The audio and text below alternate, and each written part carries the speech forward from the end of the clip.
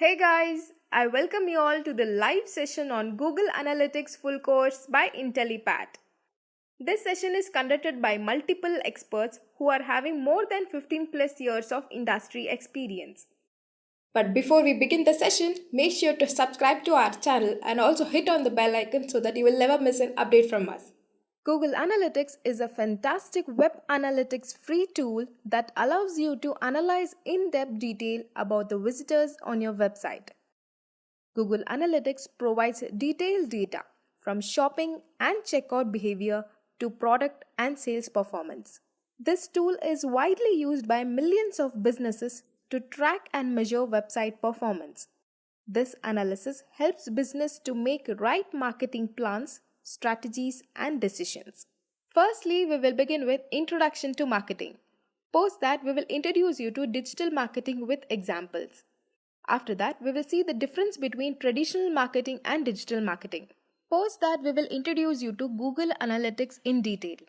In that, we will tell you how to check website traffic, how to analyze data, goal achieved, using filters, how to make better business decisions using Google Analytics, and lot more interesting topics. After that, we'll be seeing how to make a career in digital marketing and how to earn through digital marketing. Then finally, we have covered digital marketing interview questions in detail. So guys, this is the agenda of the video. Now let's begin. So, guys, marketing basically is a promotion of a company's product to their prospect buyers, which is basically called a market. Now, what does that mean? So, let's say I have a company which builds motorcycles, right? So, I have just opened a company and I create world class motorcycles. So, how will you get to know about it?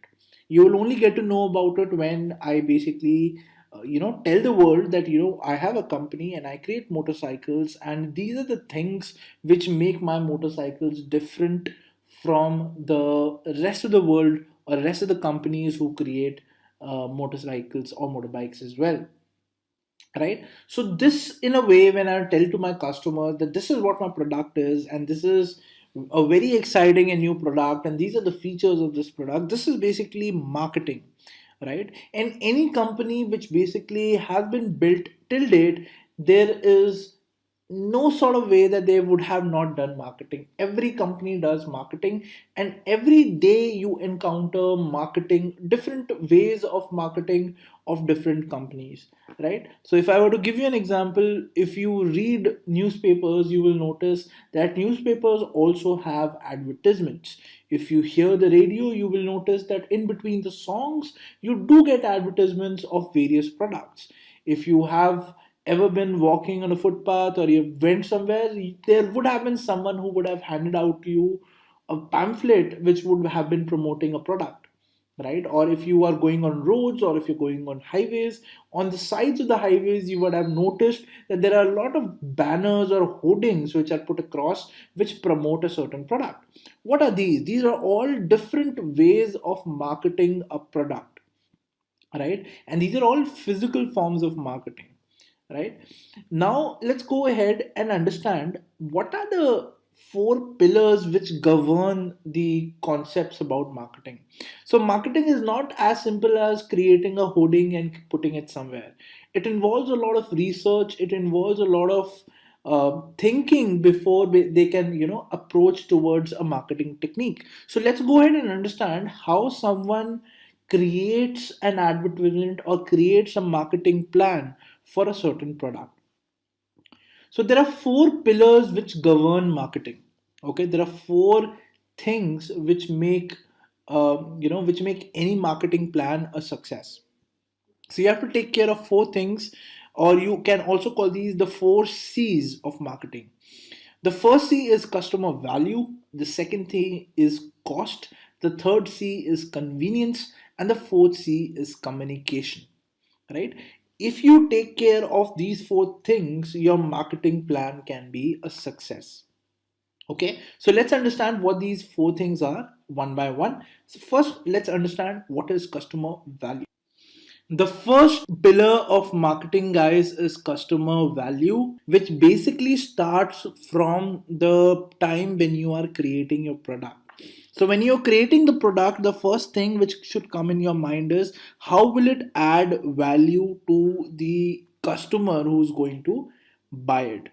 Now, if you have thought about it when you're creating a product, even your marketing strategy will make use of that same thought which you involved while you were creating that product, that how this product is going to add value to your customer. So whatever marketing campaign that you're creating, it should highlight that point which talks about what that value is, when that customer is buying a product, what is that value, or what is that addition which the customer is going to get, or what is that feature which the customer is going to get when he or she buys that product, right? So your marketing campaign should be able to basically put across the customer value of the product when it's basically portrayed.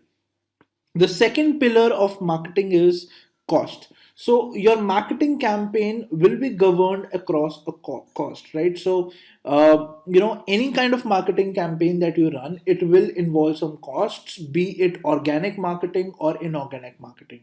So inorganic marketing basically means when you are basically making use of ads, such as when you put hoardings on the highways, it basically incurs some cost. The cost of printing, the cost of the hoarding which is there. So every day, if I were to talk about how hoardings work, the hoardings cost is basically devised on a per day manner. So every single day that the ad is up on the highway, on the hoarding, right? That per day cost has to be paid by the company which has put up their banner over there, right? So that's how hoardings work. And imagine how expensive it will be to put hoardings like that. That is, every day you have to pay, the company who owns that particular hoarding about the campaign that you have posted over there, right? So marketing campaigns are not inexpensive, they're very expensive, right? And that's why cost is a factor that you have to take care while you are designing your marketing campaign, right? So let's say if you're a new company which is bootstrapped, which is not funded, in that case probably hoardings will not be a good idea to promote your product, right? Similarly, television ads are also very expensive, right? So you will have to think about what your budget is, and accordingly you will have to market your product. The third pillar which governs marketing is convenience. How convenient it is for the customer to use your product and at the same time see the marketing campaign of your product, right? So first of all, the convenience starts from the point when you're developing the product. So when you're developing the product, the product has to be very convenient and easy to use for the customer, right? And that same value adds to your marketing campaign as well. When you are basically putting out the marketing campaign, it is should be very convenient for the customer to see your marketing campaign. For example, uh, earlier, most of the advertisements were on newspaper. Why were they on newspaper? Because most of the adult population used to read newspaper every morning, right? And every morning, if the first thing that you see is the newspaper, and when you're reading it, you see the ad, right? See how convenient it was, right? But when the times that now, with the times changing,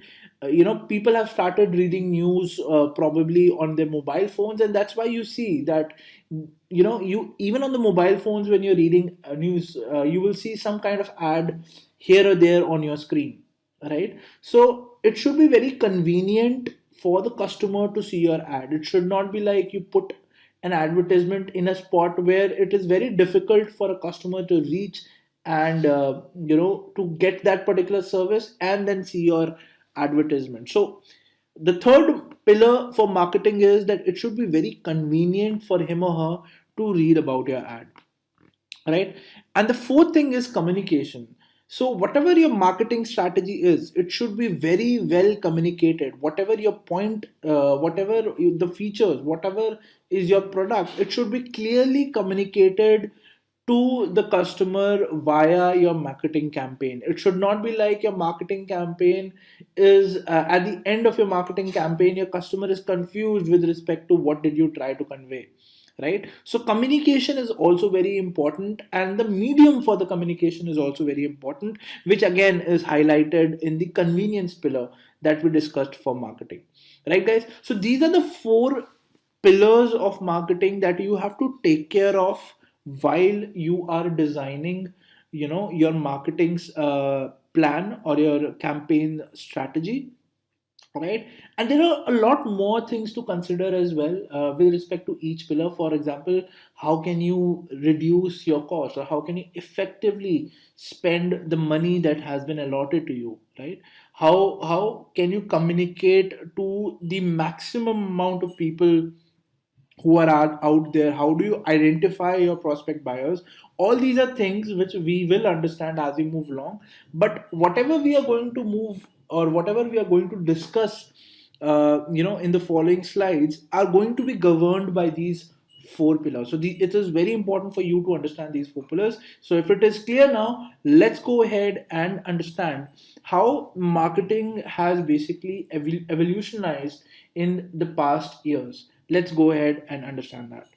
All right, guys. So, if we talk about how marketing has evolutionized over the years, let's look at the timeline. So, in the year 1731, the first news or the first magazine was published, which had a very good audience, and it became very convenient for the people who wanted to promote their products to put their advertisements in this magazine. Why? Because a lot of people were reading this magazine, right? Then the second thing which became a milestone in marketing were posters. So posters became popular in 1839 for events which were probably happening in the city, and when they wanted to promote or tell the citizens of that city that, what, an event is happening over here, you must come and watch, right? So these were particularly circuses which used to happen, and circuses, as you know, they happen from cities to cities. So if you are in a city and you want people to know that there is a circus happening, you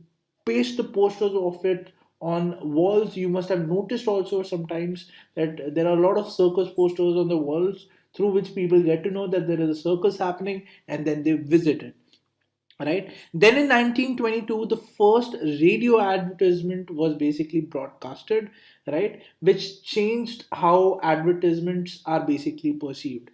Now, every time, the milestone is basically increasing over the years, you will notice the target audience is increasing, right? For example, when the magazine is basically read, it is read by, let's say, an X number of people.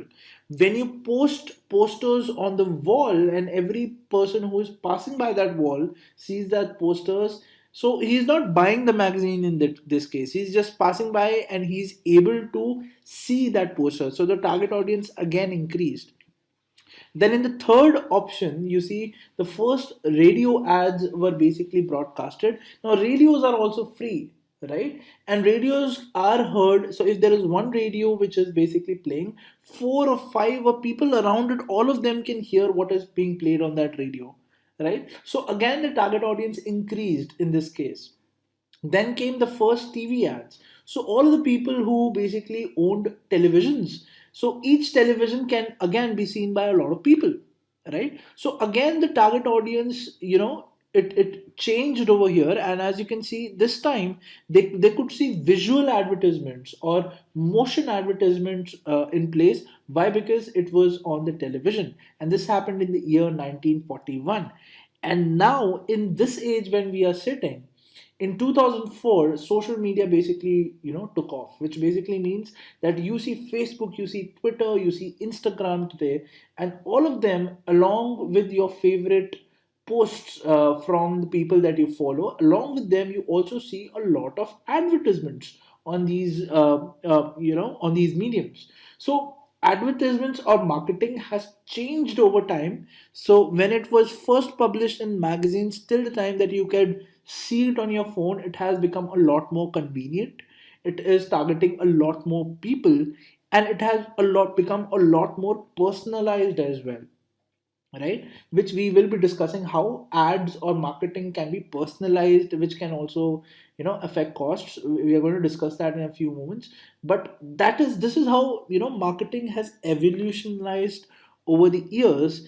And now let's go ahead and discuss a very important aspect, which is why traditional marketing and digital marketing are something to compare, and why is there a difference between printed media and media which is printed marketing and marketing which is done on the digital platform, right? So let's go ahead and understand what is the difference between the two. But before that, you should have an idea about what is digital marketing. So let me give you a brief about what digital marketing is.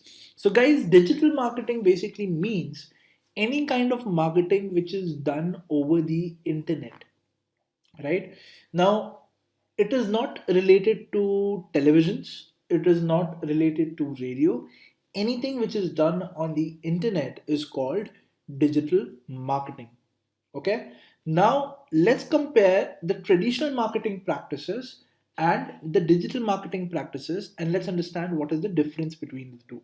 Alright, guys, so when we compare digital marketing with traditional marketing, these are the drawbacks of traditional marketing.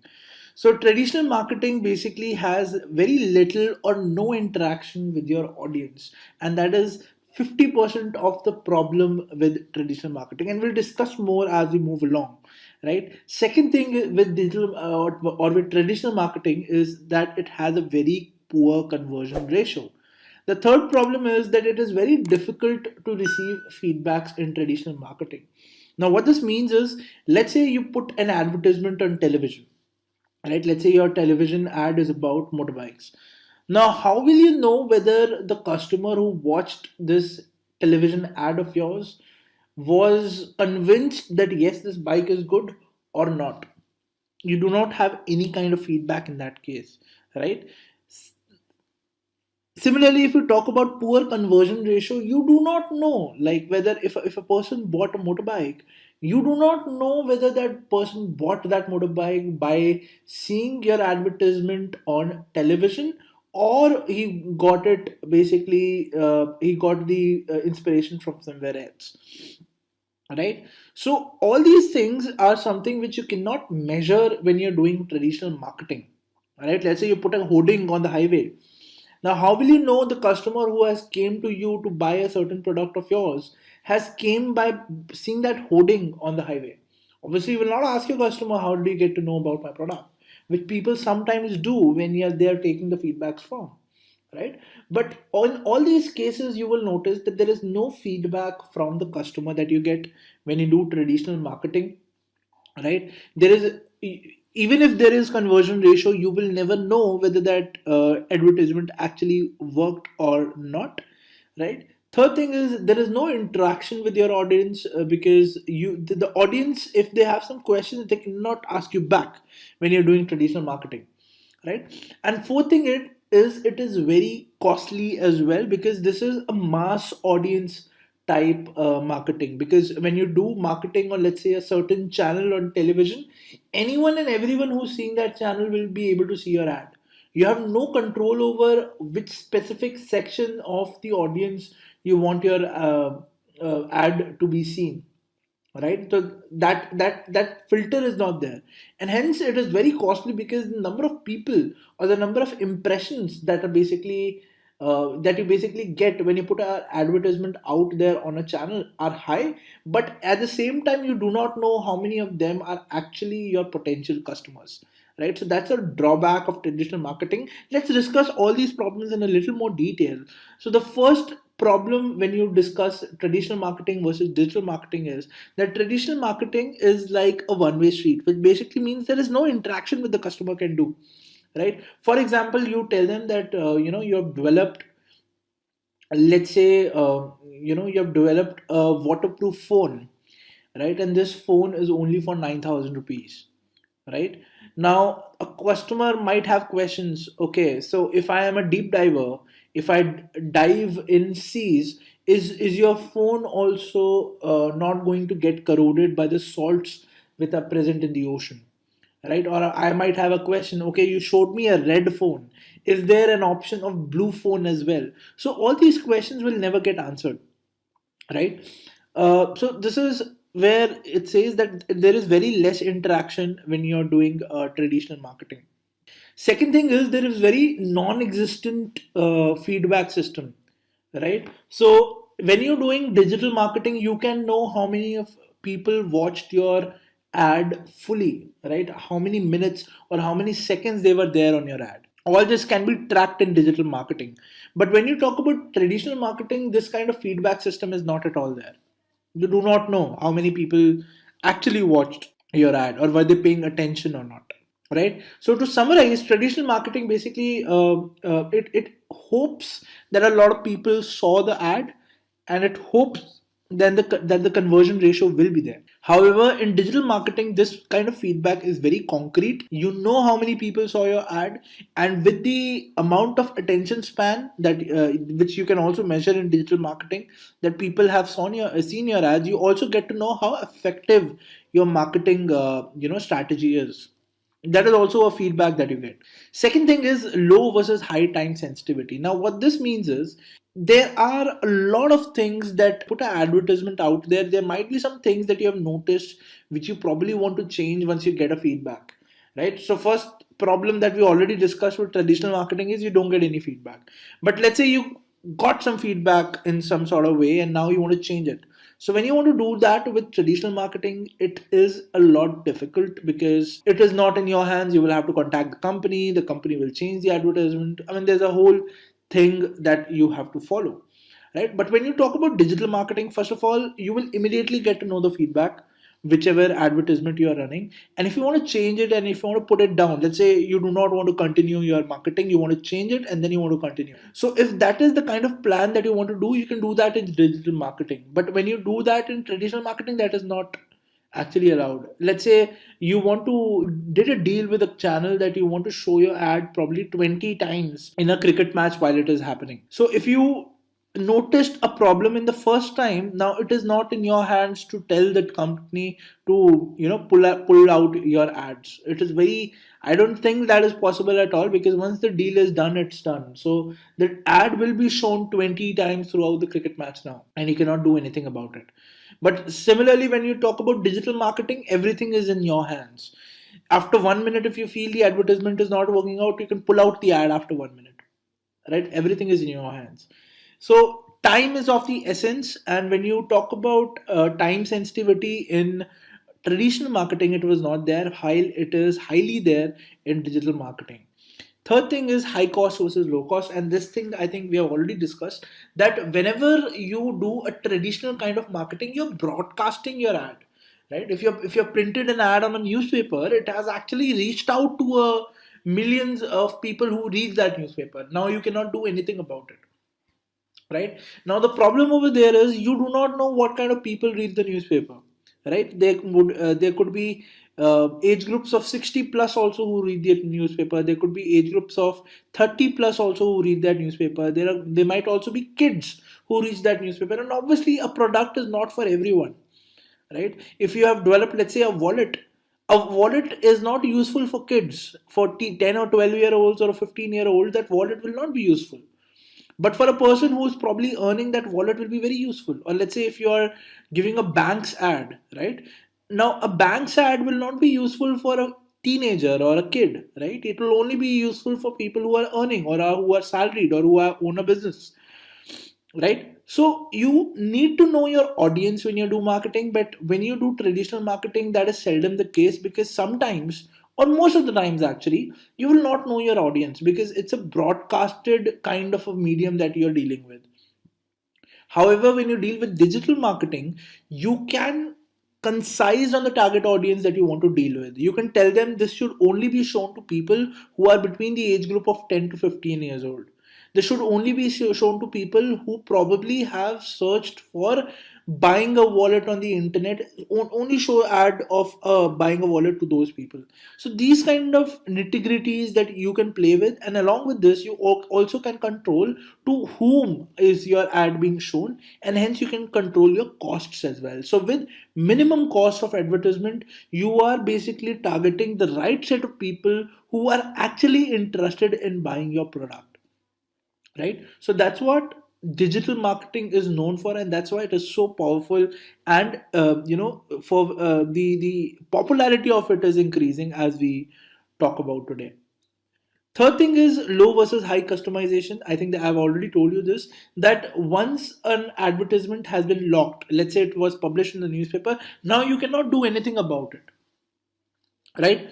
But in terms of digital marketing, you can change it whenever you want, and at the same time, you have an option of doing a lot of customize. You can make it interactive as well. You can gamify your advertisements if it's being shown on a smartphone, right? You must have seen a lot of games which are embedded in ads, which you can play while that ad is being played, right? You can have video kind of advertisements if you want, but these kind of things are not available when you do traditional marketing. Let's say you have the budget of broadcasting your ad on a radio, right?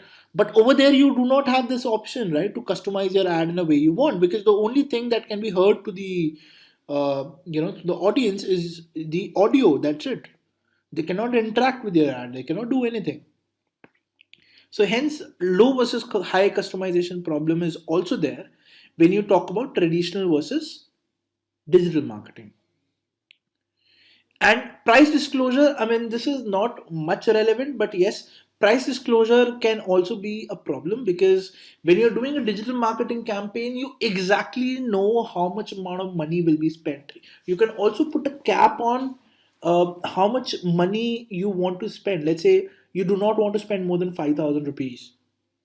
So you put a cap on 5,000 rupees, and now, as the moment the 5,000 rupees cap is reached, your ads will stop, right? But this kind of price disclosure cannot happen in traditional marketing. Let's say you tell the channel that, okay, based on your viewership, we will pay you at what time they're seeing, at a certain time, whatever amount of people are seeing the ads, accordingly we'll pay you, right? So in that case, there is no price disclosure which is happening. It is on the fly.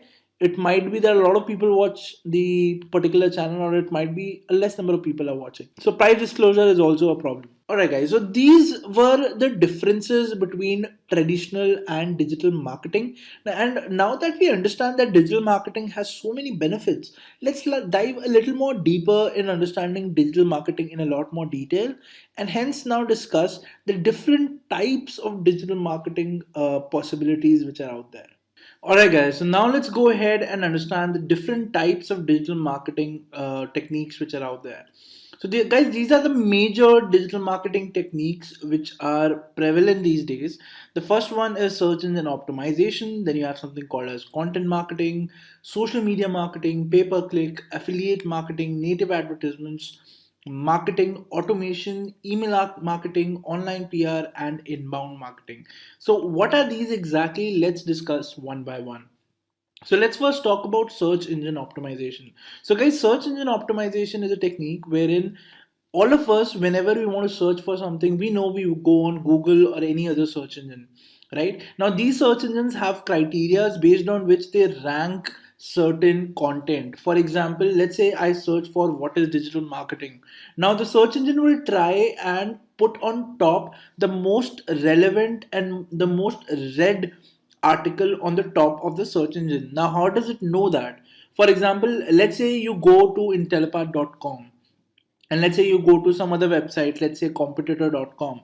Now let's say on intellipaat.com you went and you spent around a minute, you clicked three or four things, and you checked out probably three or four more things. So these are all events which happen, which are recorded by the search engine, right? Similarly, let's say you went to competitor.com and you did the same things, but let's say you do not spend around a minute, you spent around 30 or 40 seconds, you did not click on much, and then you came out of that website. So this way search engine basically keeps a record of how much time each person is spending on the website, and then it generally ranks the websites according to the time spent by the customers. And that's how search engine optimization basically works. So when, if you want your website to basically rank on a search engine, so you will have to make sure that your website is very engaging, it has the right content, and it is basically pointing to the correct keyword which the user is basically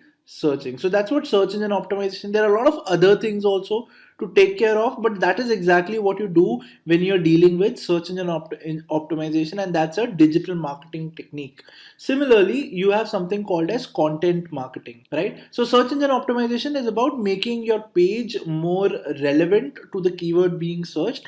Content marketing, on the other hand, is all about creating content around the product that you want to market. Right now, this content could be in terms of blogs, it could be papers, it could be infographics, videos, and publish it on various platforms, which basically is about, let's say somebody searches for a certain thing, and if your word video comes over there saying that, let's say you search for waterproof mobile phones, right? So let's say you made a video where you are explaining about a product, and you also included the keyword waterproof phones. So when somebody is searching for waterproof phones, that video will also come, and when somebody watches that video, not only he is understanding the features of a waterproof phone, what it is, but he's also understanding the product that you have to offer. Right, so that's in a gist what content marketing is all about. It's about creating engaging content which people consume, which not only imparts the knowledge which the customer is looking for, but at the same time, markets the product that you have at hand as well. That is what content marketing is.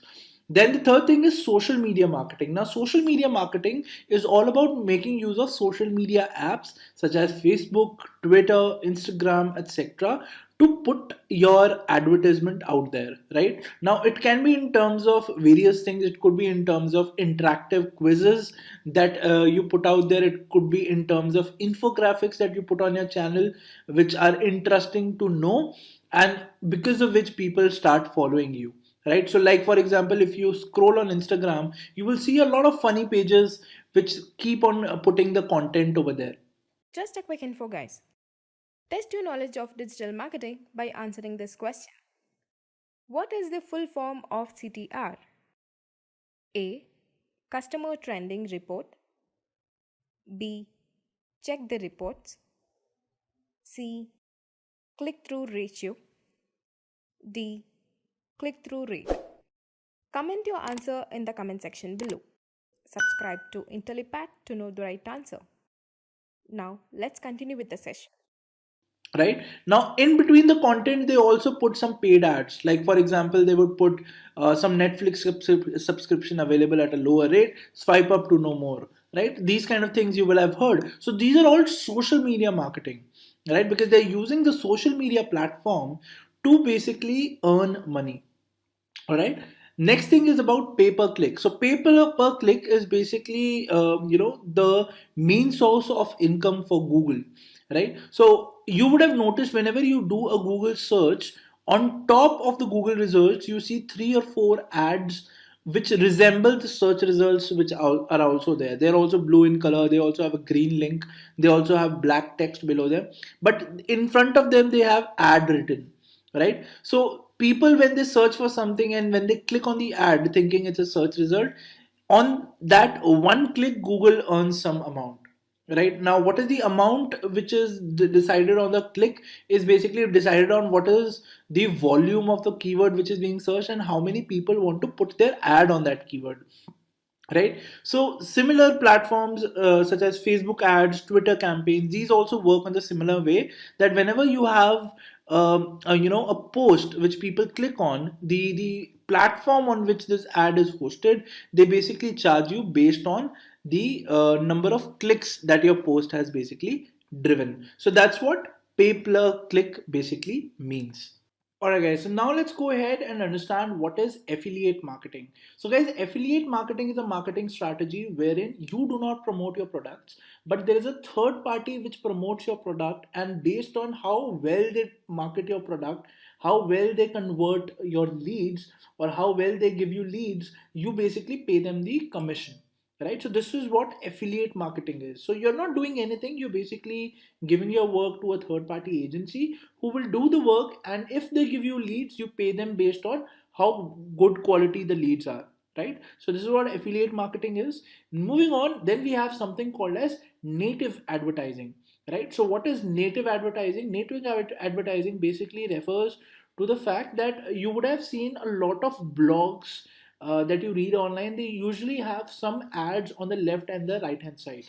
right? So this is what native advertising basically means, that you write your content which basically people are interested in, and while they're reading your content, they see some ads on the right and left hand side or somewhere else on the screen, with which you earn money out of by if somebody clicks on those ads. So that's what native advertising basically means, right? So this is also, native is also referred when you basically do any Facebook or Instagram advertising, that is also called native advertisement, because in that case also you have some content, and while you have that content, in between you do the advertisements that or for the sponsors who have paid you for that money, right? Then you have something called as marketing automation. Now marketing automation basically refers to a marketing strategy wherein you plan whatever you have to send out to your customers, right? It could be on a certain date, it could be on a certain action, that if a user performs this action,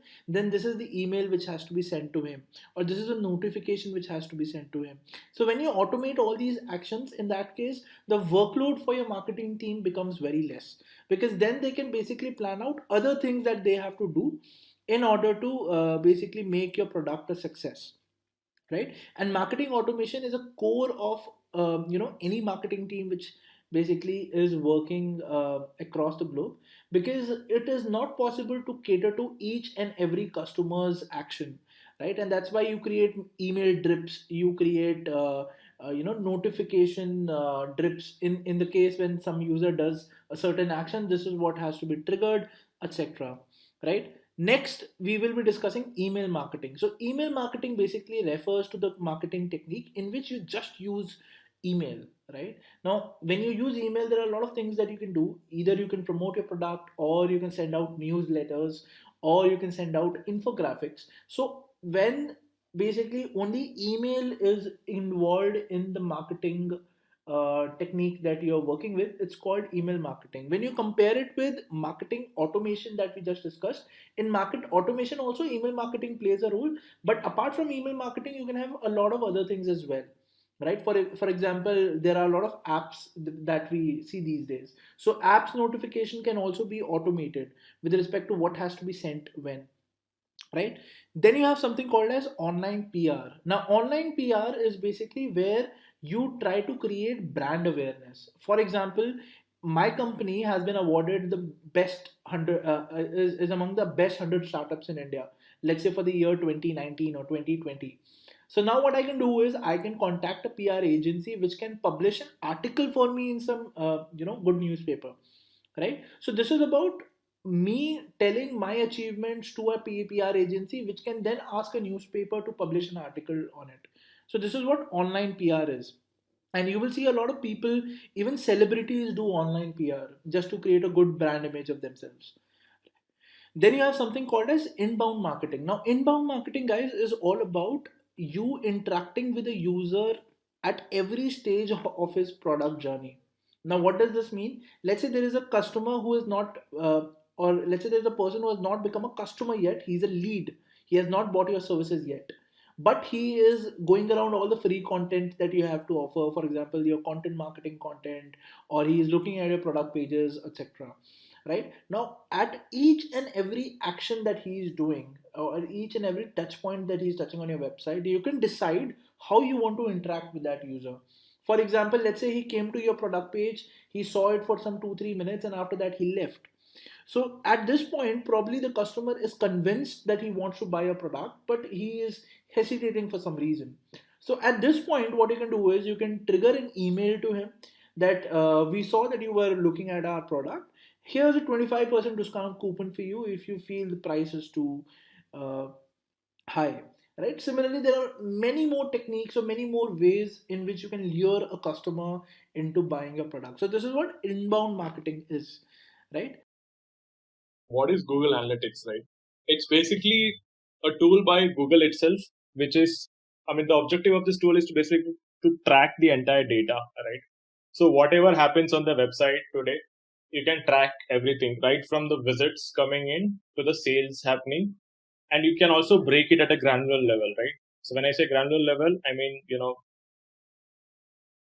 looking at from a region specific, or looking at, with respect to which browser they are coming in, also looking at the timing, and then you guys can also look at the sales, right? So it used to be a third party tool long back, and then Google acquired them. That's the story. But today it's free. I think up to, when they say it's free, I think there are some limitations. So I think up to 2 million, or I think 5 million users, it's free. Beyond that, you have to go for a premium plan from Google. So yeah, that's Google Analytics, guys, at a basic level. And the beauty of this tool is, as a marketer, I would say, and specifically, when you're running any e-commerce or any SaaS product, this is the tool that gives you a lot of insights, right, with respect to understanding the audience. And based on this tool, you basically optimize your campaigns. You decide, like, which path to take, right? Now, having said that, tracking the traffic is one aspect of it, but you can also define a bunch of goals. Now, when I say a bunch of goals, what I mean by that is every site might have different goal, right? So, for example, let's say if you're running an e-commerce, your ultimate goal is to get a sale, right? But again, when I say ultimate goal, that's the last goal, right? But there are bunch of steps between that, right?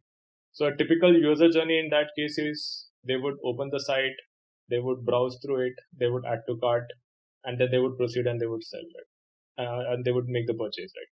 So it's not just about capturing the last goal, but you can define a bunch of goals in such a way that you can capture everything on the go, right? So yeah, when it comes to, again, there are certain key metrics that, that analytics, that one should always be aware of. Some of them are pages per session, average session per duration, the bounce rate, the source medium channels. These are the basic terminologies. So yeah, again, like I said, initially you guys might find it a bit difficult, but as you guys start getting used to it, I mean, these things will always be there on the tip of your tongue. So yeah, let's start with the definition of some of them. So what is a session? A session is like the period of time a user is actively engaged with your website, right? And within this particular date range. So if me as a user, I'm coming to the website, okay, once, and I browse through three different pages, then my average session is what, three, right? If I come again tomorrow, then the session changes. It's not the same session, right? It's a new session that way. Users. So users is like users who have had like at least one session within the selected date range, which includes both new and returning users, right? So within users, by the way, you can also look at the unique users. Page views is like the total number of pages viewed by the respective user, right? And even repeated views of a single page are also counted. Now, what is pages per session? Like, so that's basically the number of pages covered by one specific session. So just like I gave the example, if I'm coming to the website, I'm browsing through three different pages in one session on the go, then it's three for me, right? And then what's the session duration? So that's again the average time spent. So let's say if I spend like 10 seconds, you know, on each page, then it will take an average and show it to me. So new sessions, again, like we discussed earlier. Goals again, goals let you measure how often your users come or complete specific actions on your website. So again, this is a traditional definition, guys, but goals, again, like I said earlier, you can either define a goal for a thank you page. So whenever a thank you page is triggered, it will fire as a goal one. Now, again, what I mean by thank you page is the last page. Once the conversion happens, that's when the thank you page loads up, right? But having said that, you can set up goal at multiple places. So you can, for any website, you can set up multiple goals up to 20. Now, the way it works is based on the product. So let's say if it's e-commerce, you can always have a goal at add to cart, right? Because that's also a crucial goal, because a lot of people, they add to cart, and then they look, and then they observe that, there is a shipping pricing, or, there is, I don't know, maybe some other additional pricing, or they're not able to get a good coupon, they might just move on, right? So that is also a good goal to measure, right? Conversions are the number of times the goal. So again, that's the number it will show. Basically, if you're defining your conversion as a goal, then it will show the total number of conversion that's happening for the respective goal. Yeah. Campaign, again, don't go by the traditional, definitions. It's a bit confusing. I'll just show about how we create the URLs in the panel once we speak about that. Acquisition is like, again, how we acquire the user. Behavior is basically it shows the overall flow of the user. Basically, where did they click and which page they went to. So you can see the entire path of the user.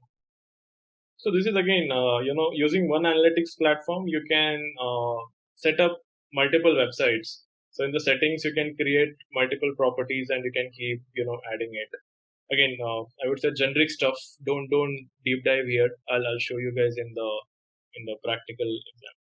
The other thing, the other beauty of analytics is you can always check the historical data, right? So, for example, let's say you joined a company today and you want to see last year at this time how was the traffic, right? Like what was the total number of users they got, and you can also do a comparison basically that way, right? So here you could see, right, as they have selected April 28th to May 28th, that is for a month, and then you can also compare it for the similar date range or for some other month's date range also, so that you get a compare data over there itself, and analytics will show, analytics will show the comparison with respect to whether the traffic went up or it went down, or the percentage by which the difference is, right? So for any growth startup, I would say this is a very add-on advantage, so that you can always do, now again, comparisons can be done even at a week on week level or even at a day on day level, so that you get to understand the data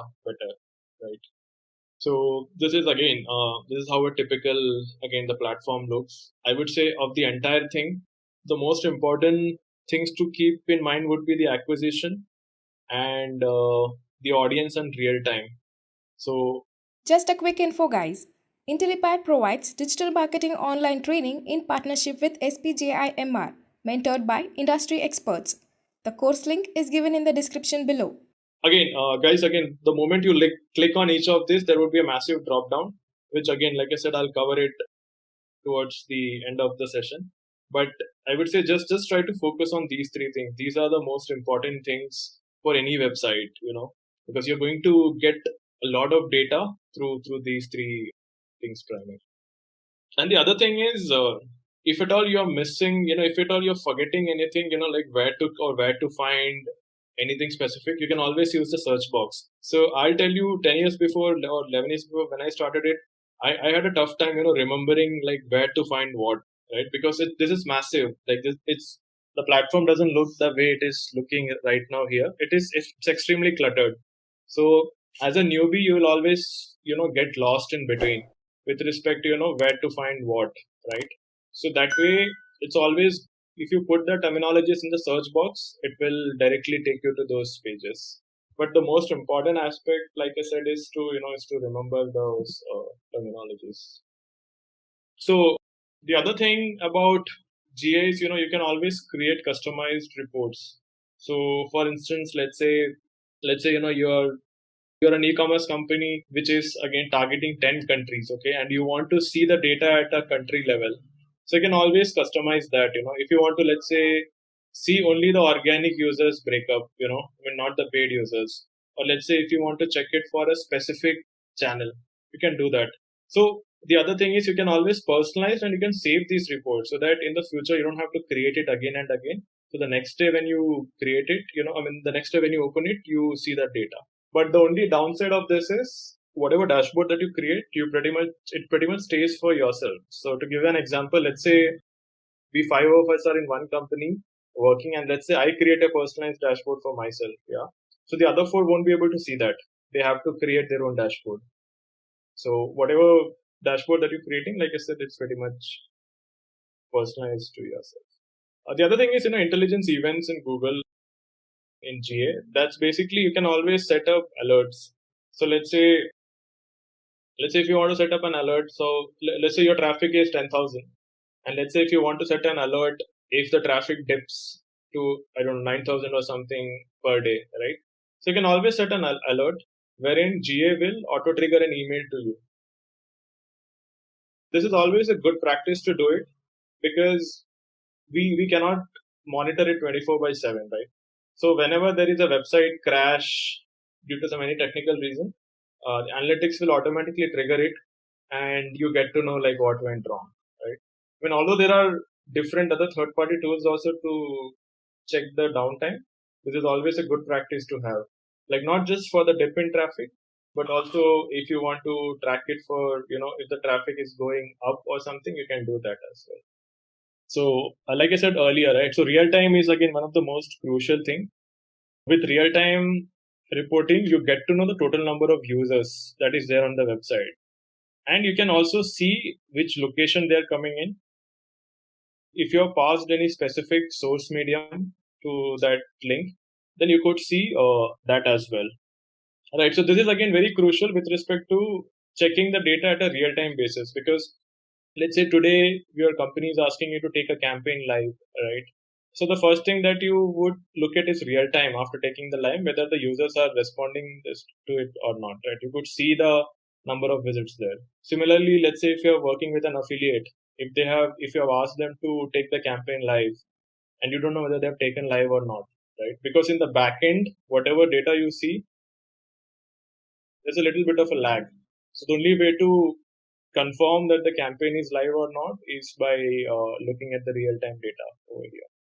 The other thing about GA is, you can always download the reports, so whatever, let's say for source medium, if you're looking at for a specific date, you can always download it, and you can always, this is always helpful in sharing the reports with your third party vendor. So let's say if you're working with a affiliate, and let's assume that you haven't integrated the affiliates code on the website. So let's assume that you're sending them manual report. So you can pretty much automate this, so that, you add the source medium to which you want to send it, and you add the email ID. So every day an automated report will go to those players without you manually, pulling it out every other day. This again, I'll just skip this for now because I'll just show it to you guys rather than, explaining it over here. So this again, like we discussed earlier, right? If you're selecting it under for a particular day session, you could see the details like at what time, So this is again, I think this is they have selected it for a month. This is not for a day data because I could see it for all the dates. So you could see a traffic, right? You could do an analysis of the traffic that in between it is coming down, then it's going up, and it's quite seasonal, right? So again, I'll tell you based on the experience, the dip is typically over the weekends, because over the weekends the traffic is low, and that's a seasonal behavior. So if you are a newbie and if you're looking at 2 weeks data, then you won't be able to analyze this. But here you could clearly see this because, it's again, you're looking at for almost a month's data, right? So this is a common certain patterns in marketing. You would be able to figure it out by looking at the data at a day on day basis, right? For a specific channel also. The other thing is in GA, you can pretty much break everything. You can even pretty much break it by landing page. You can break it by language, and then you can see the behavior. So this is like we discussed. This is the total sessions, right? And this is the percentage of new sessions. That is how many people were new, like how many people were not repeating. So that's 86%, right? Then you have the total users, and then you have the total new users here, right? That is 13,000. Bounce rate is again 80%, it says here, which is again insanely high. So that clearly indicates that either the website was not that great, or the traffic was not relevant, or maybe the load time was extremely high, right? And whenever you see high bounce rate, the same data reflects in the other two also. So it's again directly proportional, because you could see, right, the average pages per session is very low. It's 1.4. And at the same time, your average session duration is also like 1 minute, 1 minute, 6 seconds, which is again not that great. Now here, the goal that they have defined is, I think it says mailing list. Don't have a context, but this is a percentage basically it's taken, and this is the goal that they have fired. I think probably if somebody is coming and subscribing or something, they are considering it as one goal, and the percentage is basically the total users that's coming in out and the conversion, right? So based on that, this percentage they have arrived. The value here, again, I think what they have done is they have passed every conversion as $1 value, hence 276 conversion and 276 amount.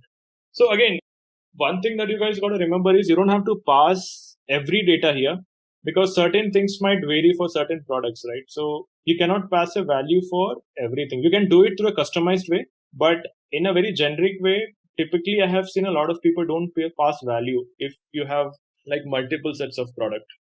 So yeah, like I said, I think their goal one was, people who subscribe to their mailing list. That was the first goal, and 276 people did that. and hence the percentage 1.81. That is again divided by the total number of users that we have.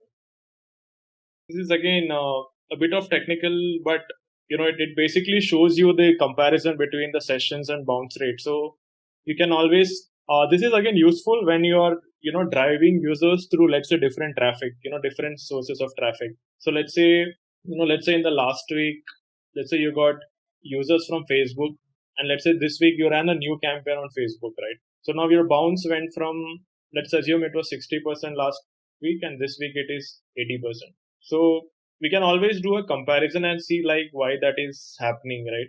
For is it happening for any specific session, so that we can do an apples to apples comparison to figure that out, whether it's coming in from any particular campaign or not. So this is the admin panel of the analytic console on how it looks. Account settings is where you will find all the technical details, like with respect to the property IDs and the other stuff. User management is basically giving access to multiple users, right? So let's say if I want to add any of you guys, give access to my GA, I can do it through GA, through user management. AdSense linking is, the AdSense is basically, it's also another product by Google to monetize your traffic. So let's say if you have a website with, let's say, 100 users. Now you want to monetize the website, right? Now let's assume that it's a blog. So when I say monetize, you want to run ads. So how do you run ads, right? You cannot put manual. I mean, the one way of doing it is you tie up with someone and then you take a banner from them and then you add it, right? And you have a deal with them in such a way that every sale happens, you get a commission. That's one way of doing it. But let's say there's an automated way, right, of doing it. So, and AdSense is just like how AdWords is. I'm assuming you guys all know AdWords, right? Google AdWords. So Google AdWords is for the advertisers. So if I want to advertise, I go to Google AdWords, I sign up, and I start running ads, right? Similarly, Google AdSense is basically for publishers. So publisher is someone who wants to basically give the inventory to Google, right? So they have the inventory with them. So what you can do is you sign up on AdSense and you so just like how you add a Google Analytics code on your website, you have to add AdSense code to your website, and it will automatically start displaying ads to users based on the cookies and bunch of other stuff, right? So this is again optional, guys. Ads. So if you have that, you can link it to the website. That's the whole purpose. Similarly, for property settings, again, I'll show it to you guys. What else is important here? The other thing is goals. Goals is again, like we discussed, right? You can set up multiple goals. So let's say if one goal that you want to track is like the conversion, like how many sales is coming in. So that is a goal and you can set that up. I think it might be there somewhere. So goal, like I said, here we have defined a goal, right? So here it says thank you. Now again, if you guys are not familiar with e-commerce, then you guys won't understand thank you. So generally, whenever you go to any e-commerce site and whenever you purchase anything, the last URL after purchasing, you see a page which says thank you for purchasing with us, right? So the URL of most of these websites are like, so if it's, let's say, Flipkart, then it's flipkart.com/thank you, right? Now here what we are defining is, if the URL is equal to thank you, then you're firing one goal. Now what that indicates is, when will you reach to a thank you page, right? You won't reach directly by typing in flipkart.com/thank you, right? You will obviously if you make a purchase, only then the thank you page will fire, right? So the moment that this page fires, every time it will consider it as one conversion, right? So that's how you set up goals. Again, like I said, this is again screenshots here, but I'm going to show you guys some practical example also here. So yeah, like I said, multiple goals can be added. So in this case, this is again, I'm assuming this is for an e-commerce site because the goal seems familiar to that. Now, see, the purpose behind adding the goals here is, guys, to track where the user is dropping, right? Now, again, let me make this a bit clear, right? Let's go to Flipkart.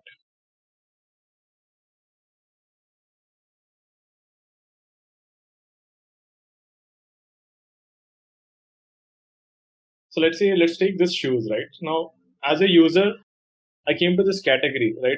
I clicked on the shoe and it took me to this category. Now, as a user, I'm browsing through, right? I'm browsing through. Let's say I like this one, this flip flops. Now, what I can do, I'll click on this, right? It takes me to the other product. Now, I've reached a product page over here. Now, after I reach here, what can I do? I can either do an add to cart or I can buy, right? So, let's say if I do an add to cart, okay. So, this is ideally a goal, right? Because as a user, I've taken one crucial step here, right? And you would ideally like to track this because this is a big thing, right? Every day, thousands of users come to the site, and like less than 3 or 4% of the people will, perform this activity, right? Which is like adding it to cart. Now I've done that. Now the next step is to place order, right? Now when I click on it, it took me to, it's asking me to log in, right? Now this can be another goal for you, this page. Now, two things will happen here. One is like I might continue and I might probably log in, or I might just skip it, right? I might just close this off. Now, what happens is my one goal is fired, right? My add to checkout is fired, and after that, I skipped it. After that, I shut it down, right? So, as a marketer, you're getting that insight in the back end, right? You get to know over here that add to cart goal happened, but the billing didn't happen, my payment didn't happen, my order review didn't happen, and my sales didn't happen, right? So for this user, this will be one. The goal one will be one, and this is goal two, this is goal three, this is goal four, and this is goal five, right? None of the rest of the activities happen, right? Now, if I go back and if I enter the detail and if I enter my address, then my billing page goal is also fired because I put in the details, right? Then the third step is the payment. Now, if I do the payment, that fires. Otherwise, this is one, this is one, this is zero, this is zero, this is zero, right? Just a quick info, guys. Test your knowledge of digital marketing by answering this question. What is the full form of CTR? A. Customer Trending Report. B. Check the reports. C. Click through ratio. D. Click through rate. Comment your answer in the comment section below. Subscribe to Intellipaat to know the right answer. Now, let's continue with the session. So as a user, now again, I'm telling for one user here, right? Now imagine for a site like Flipkart, which get millions of traffic a day and get millions of orders, right? So this is a very big insight, right? That they know that, okay, these many users came, these many people added to cart, and only X number of people, went through. So as a marketer, this gives you an insight with respect to understanding why this happened, right? Now again, we are just looking at a flip flop, okay?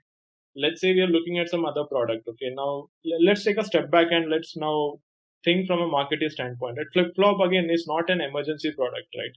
I mean, I just browsed it, I liked it, and I proceeded, right? Now let's take something else, right? Now let's take a router, okay? Now somebody who wants to buy a router is he he's getting a new internet connection, or he's probably upgrading his router, right? So what's going to happen is he here the purchase behavior has to be a bit more impulse. So if here also what can happen is he can either do an add to cart. Now he has got two add to cart, right? So ideally for this product also the goal one is fired, right? Now let's say I don't want this, I remove this and I proceed. And now I enter all the details and I move ahead. Then what's going to show to the in the analytics is all my things will show it as one, right? So technically, as a marketing standpoint, you can see that one user came in, doesn't matter where it came in from. He might have come in through a Facebook ad or a direct or a organic, but he came and he browsed two product, but he got converted for this product, and for the first one he just added to cart and he didn't proceed, right? Now imagine if as a marketer you are seeing this behavior for, I don't know, 100 users the same way, right? 100 people are adding flip flops, but they're not buying, but they're not going and buying something else. So it gives you an insight that either the flip flop's price is high, or after reaching there, he realized that this is probably an expensive, or there is something else that's blocking him to proceed for that product, right? Maybe if he found that it wasn't that important to buy at that point, maybe he wasn't ready to take that hassle all the way. So custom campaigns again. Now let's take Facebook. Let's say you run 10 different campaigns on Facebook. So how do you tell analytics to track each campaign separately, right? So you basically do it through source medium. So you basically put the source name and you put in the medium name, and you can also define a campaign name. So the way it works is, I'll give you an example.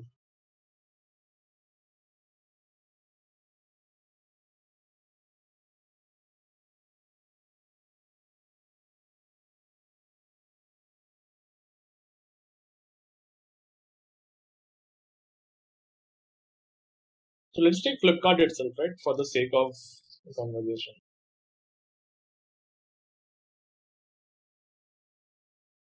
So let's say you want to run a campaign on, let's say, Facebook. Let's say you want to run 3 ads on Facebook, okay, 3 different creatives. So you need to tell your GA, your Google Analytics, that you're running 3 different campaigns, right? So how do you do that? You need to basically give a unique identifier to each of the links, right? Because if the links are not unique, then for GA everything is the same, right? So this is solved basically by using UTM parameters. Let's say we put in the website name here. That's flipkart.com. Source, like I said, let's say we intend to drive it purely through, let's say, Facebook, right? So this is again up to you guys. You can put in anything in your own language. There is no, I mean, whatever you define here, all you got to do is you got to remember what you're defining it, so that you can track it the same way, right? So you put in FB source as FB. Medium, again, let's say we intend to run 3 different banners, yeah. So I'll just say banner one, right? And campaign again. So whatever stars that you see, these are the more these parameters are mandatory to add. Anything without star, it's fine. I mean, this is like going even deep diving further, but not really required. Even in my 10-11 years experience, I've never used it. Generally, I stick with these three. Yeah. So the campaign name is, again, what is that campaign, right? So let's say Father's Day is coming in. So I'll just say Father's Day is the campaign name, right? Now, it by default, you see, right, this got created, which is flipkart.com, question mark, UTM source equal to FB, UTM medium equal to banner one, UTM campaign equal to Father's Day, right?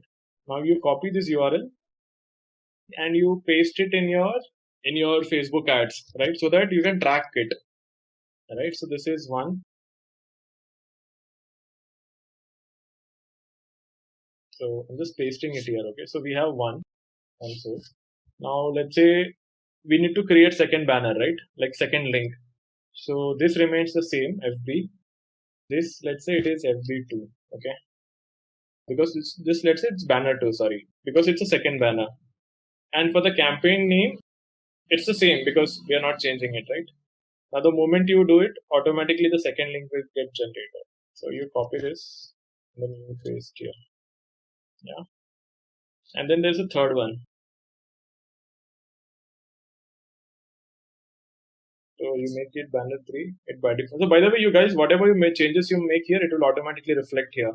So if you're making it FBB, you can see that coming in FBBB, right? So you copy it. So now here, what we have is we have the UTM source equal to FB. So FB is common because the source is, we intend to get everything from Facebook, right? Then we have UTM medium as banner, banner 1, banner 2, banner 3, because we intend to run 3 banners.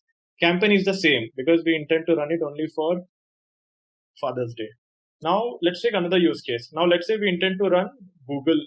Again, just remember that we are still in the same assumption that we all are employees of Flipkart marketing team. Okay. Now let's say we also need to run ads for, let's say, a weekend ad for flip flops. Okay.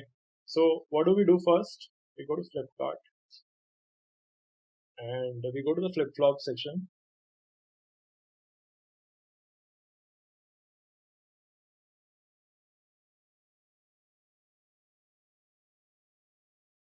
Okay. So I just take this link out of it. Okay. Like not the entire product. I'm just taking this particular product out. Okay. So what I'm going to do is I'm going to go and paste it here. And then here, let's say I want to run it on Google. So I'll just give a name. Again, Guys, remember, this is a pseudonym. Like this, there is no hard rule or restriction that you have to stick with Google. You can just put in GG, like in your own terms, right? Now, let's say this is a weekend. This is a weekend 50% off campaign. Okay, so what do I do? Medium is again Google search, right? So I will just say Google search. Campaign name is, let's say it's a 50% off weekend sale. Now again, you must have observed that I'm putting in everything in detail, right? Now there is a reason why I do it, and there's a reason why you all should also do it, because now it looks pretty easy because you're just doing one campaign, right? But imagine for a company like Flipkart, which has got millions of products, and you're creating millions of such UTMs, right? Now again, for the bigger companies, it's not done manually. It's typically a lot of things are automated, but it's always good to put that practice of putting in detail so that 2 months later, when you look at it, you get to know what the campaign is like. So here the UTM is created, and I'm saving this UTM as well. Yeah. Now let me again show you guys an example of this.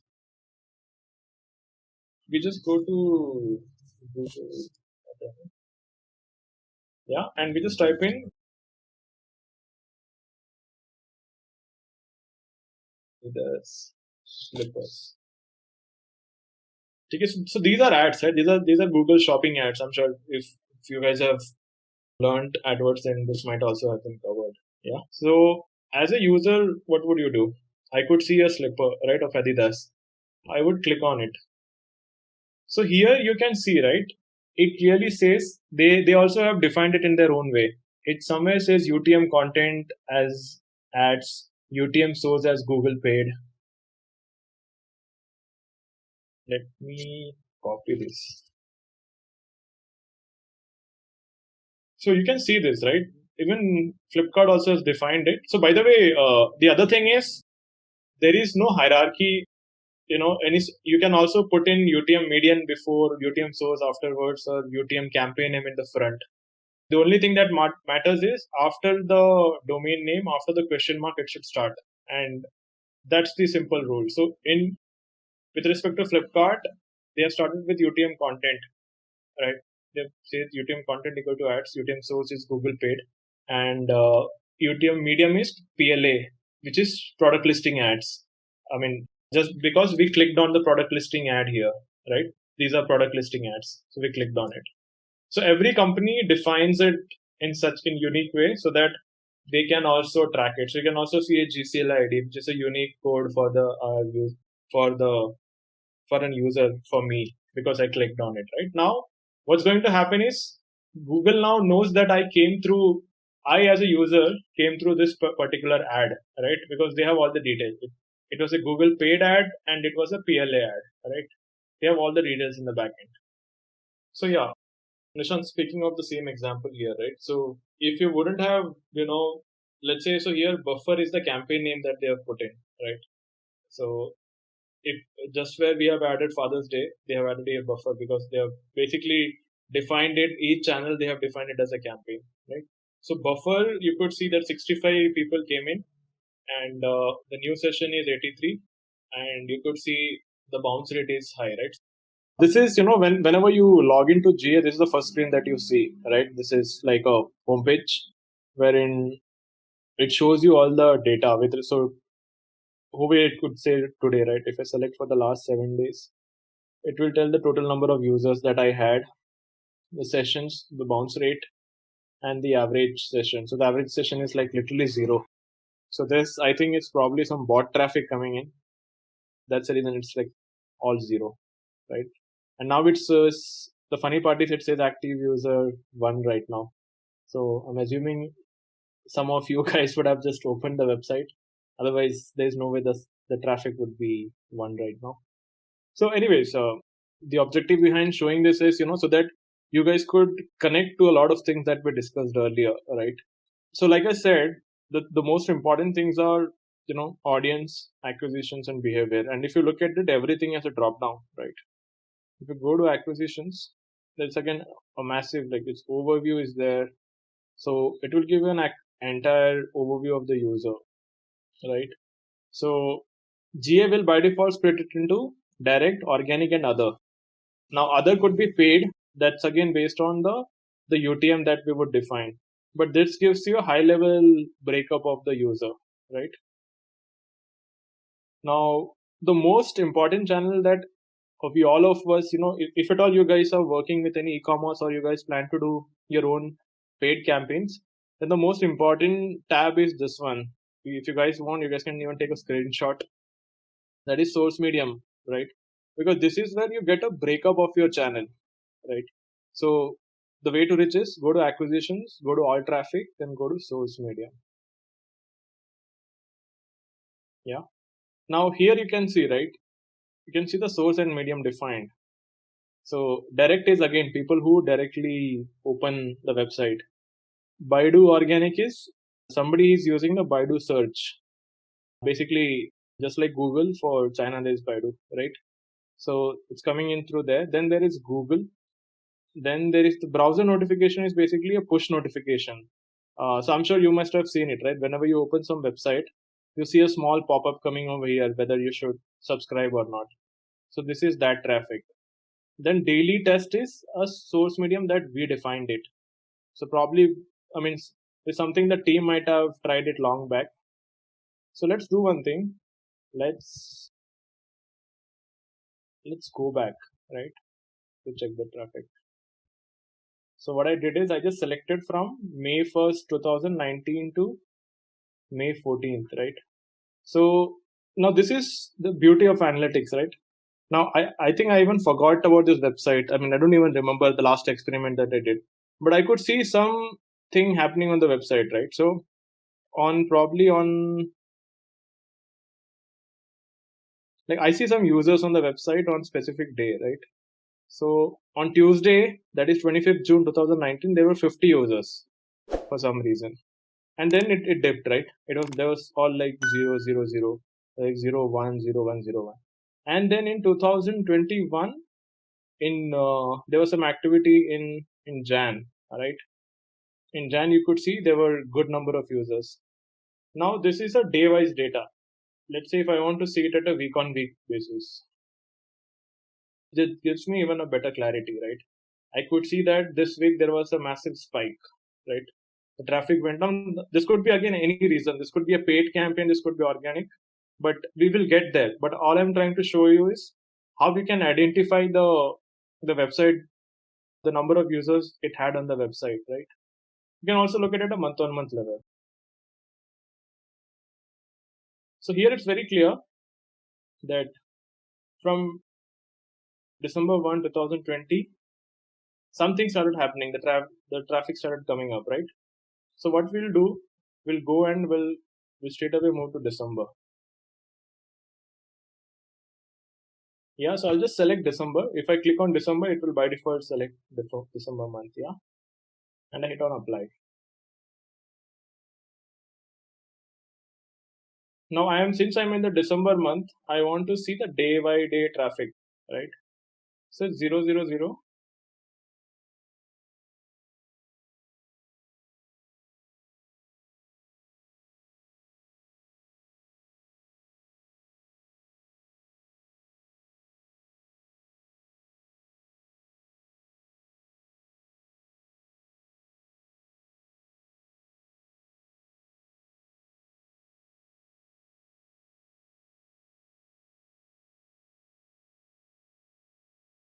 So yeah, I just changed the date.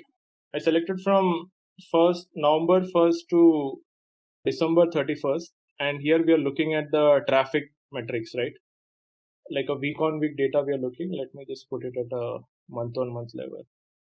So in Jan we saw 13 users here, like which is the highest. Now here, as you could see a multiple source mediums, right? All these were some testings done in the backend. But again, the bottom line, guys, what I'm trying to show you guys here is using source medium, you can track everything, right? So remember the example that we were looking at earlier, that was Flipkart, Now let's just assume the source here was, FB and the medium was banner one, right? So you can see for that specific source, how was the behavior throughout the user, right? Similarly, you can see it for all the sources. Now you can also break it by landing page. So there is something called secondary dimension over here, right? As you could see. So if you go here and if you type in just landing page,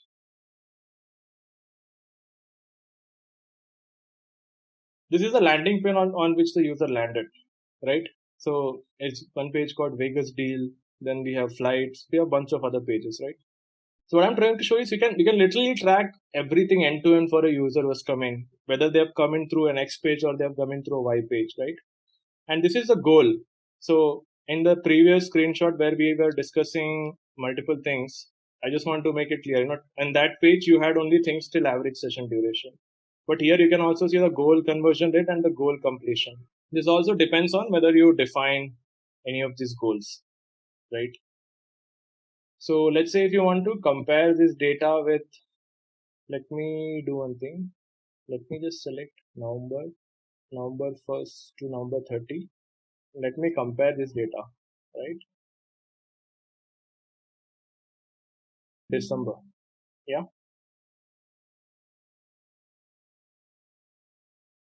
So, like I said earlier, you can do a month on month comparison, from a user standpoint. So you could see, right? In December, we had 0 users through direct, but in November, we had 4 users. So technically, the traffic went up 500% in November, right? So there's a comparison across all levels. I mean, here we don't have any data, that's why it is not showing it. But otherwise, you can have a comparison across all the channels. You can also see it at a channel level. So when I say channel level, okay, let me first run in the comparison. It looks clean. Hit on apply. So here we don't have much channel, we just have direct and referral. We don't have anything else. That's why it's not showing up. But otherwise, let me do one thing. Let me just try to see if I can pull in the data for anything else.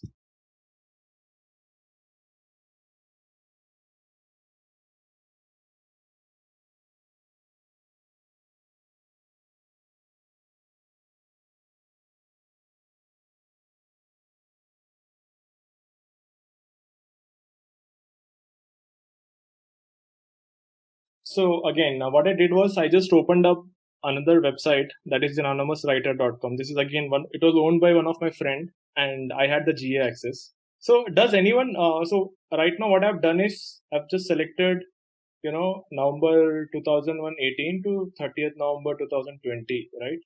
And this is the data that we have in front of us. So basically, what it indicates is, the website it's dead after 2000. I think the last action that we saw on the website was what, on Feb 14th or Feb 15th or something, right? Feb 19th. After that, there's nothing on the website, right? It's zero, right? So either the website has gone down or the code has been removed or there is something else, right? So, but in 2019-18, there's definitely a lot of sessions, right? So let's do one thing. Let's go to 2018. Yeah. Just put in.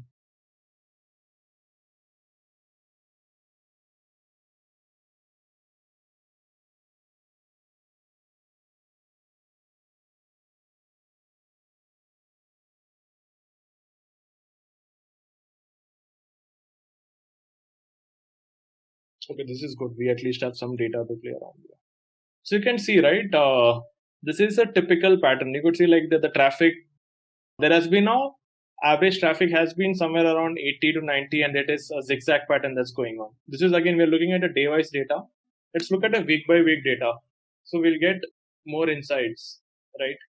And we are seeing that for certain days there is a specific spike, right? Probably some traffic, I mean, some page, either it ranked well through SEO or some paid traffic coming. But one thing is for sure, there is zero paid traffic, right? Now, how I know is this data indicates, right? It says the organic traffic is 16,000, direct is there, social is there, then we have referral, and paid is zero. So one thing that clearly indicates is whatever traffic we see here, it's all free traffic without paid anything, right? Now let's try to deep dive into it, right? Let's take this date. That is August 8th to August 14th, we saw a spike in the traffic, right? Now we can also figure out why that happened, right? Which page that happened. I'll tell you how. So let's select the date, July 8th to July 14th, right?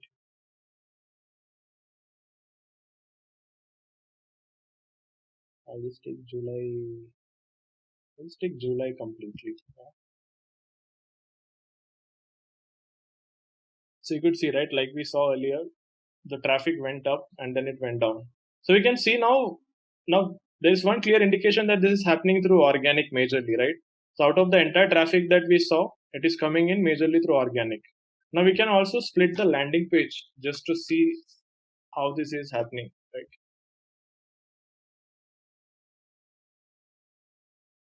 So now the right way to compare this, look at this data will be, so these are the landing pages. So basically these are, give a bit more context. The anonymous writer is basically, they used to put in many stories out there, right? So each pages that you see, like this URL will have one story over there, right? Now we are looking at the July data. Now let's compare this data to, let's say we're looking at July, so let's compare it to August.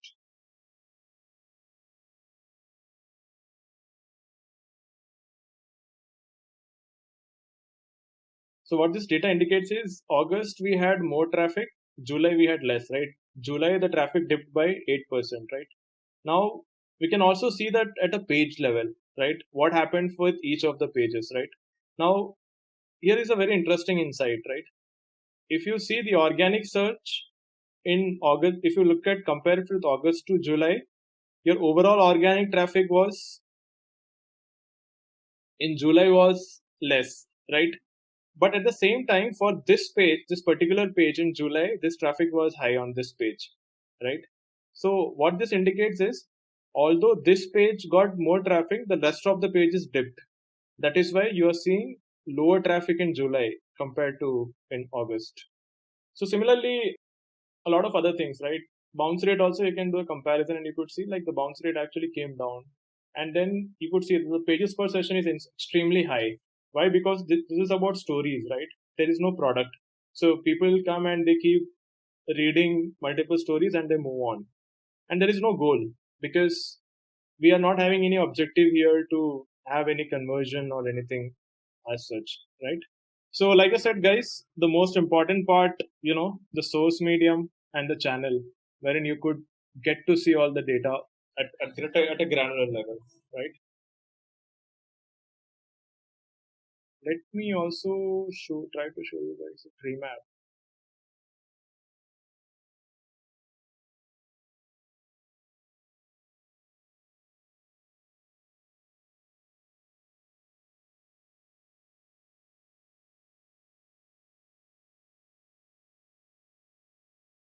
So, this is again another insight.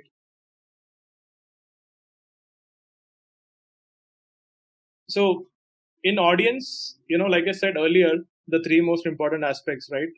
The audience, real time, and the conversion part, right?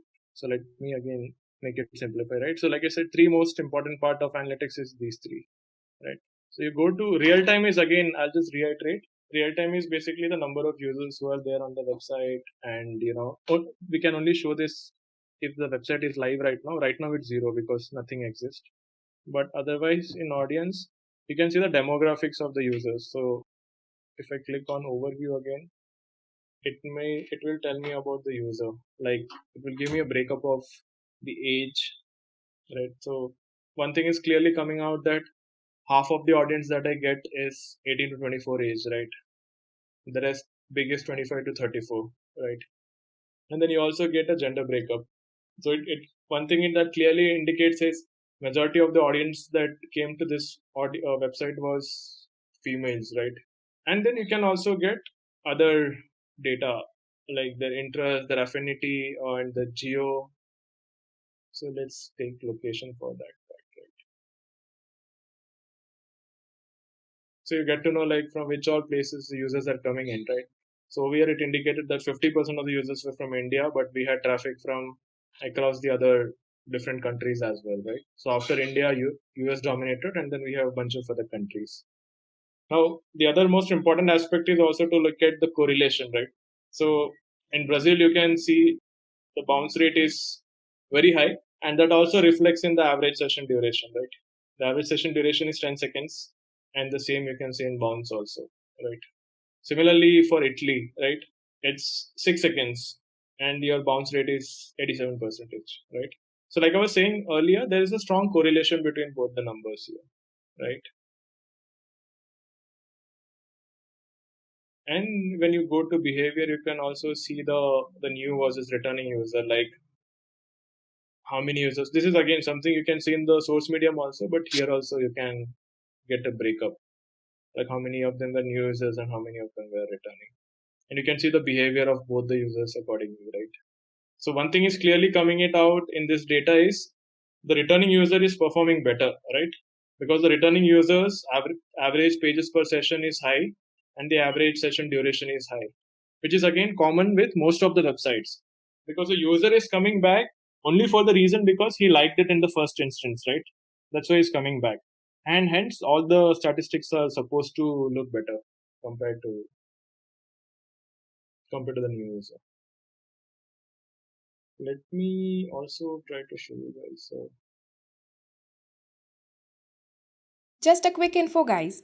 Intellipaat provides digital marketing online training in partnership with SPJIMR, mentored by industry experts. The course link is given in the description below. So basically, these are exit pages. So exit pages is basically to see after which story they exited the lot. So let's say in this case it's story, but it's all often defined by the URL, so that you get to know that after which story people left the website and after which story they didn't. So again, right now all this might look a bit technical for you guys, but like I said, don't try to absorb everything in one shot. That would be too complicated. I mean, you guys will end up mixing things. But like I said, just try to focus on the three most important things of it. That is audience, real time, and the acquisitions. Right. I also wanted to show you guys a flow. I'm just trying to see where that. Just a quick info, guys. Test your knowledge of digital marketing by answering this question. What is the full form of CTR? A. Customer Trending Report. B. Check the reports. C. Click through ratio. D. Click through rate. Comment your answer in the comment section below. Subscribe to Intellipaat to know the right answer. Now, let's continue with the session. So site speed is also another very important factor. Meanwhile, you get to see everything over here, right? Like what's the average, at a the page load time, how much it is. So this is again very high. 11.56 seconds is very high. So this is again a good analysis as a marketer, right?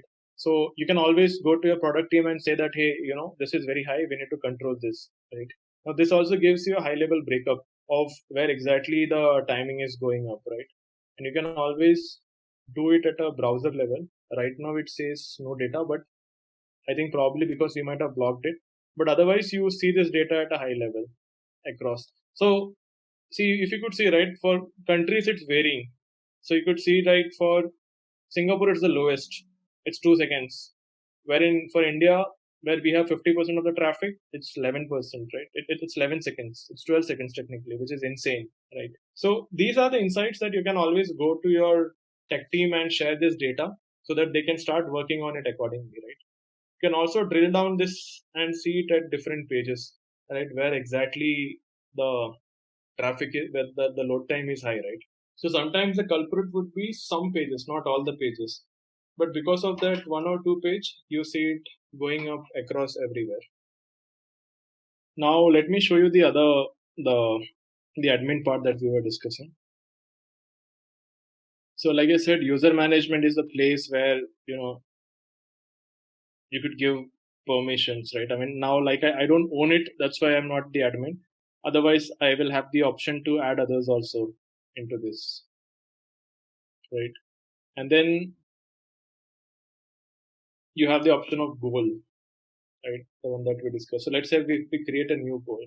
So Google by default gives you a lot of option of goal, like what you want it. Like in our case, we don't have any of it, so we won't be able to select. But if it's an e-commerce, then you can set up a goal which is like conversion, right? So I'm going to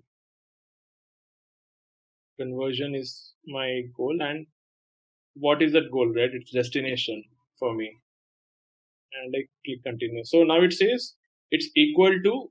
I need to put in the URL, right? So now let's assume that the anonymous writer is an e-commerce site, and the last page is a thank you page, right? So slash thank you. So guys, when I say thank you page, you guys understand what I'm talking about, right? So let me just show it to you, just in case any of you guys are getting confused.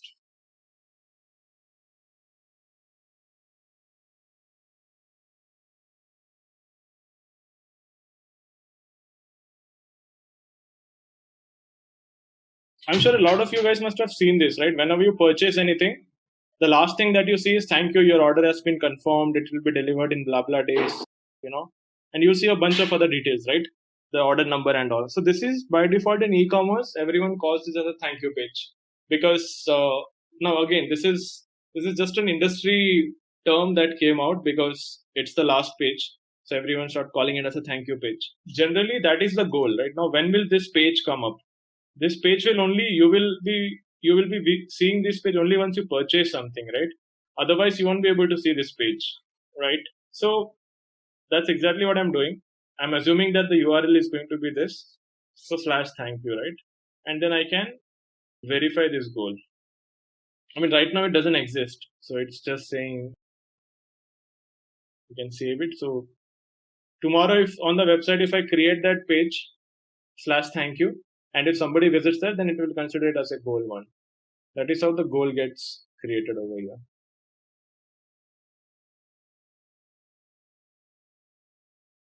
So yeah, I was in the admin part, and like we saw earlier, right? You can again you can do the AdSense linking, you can do the Google Ads linking, and you can do the Ad Exchange linking also.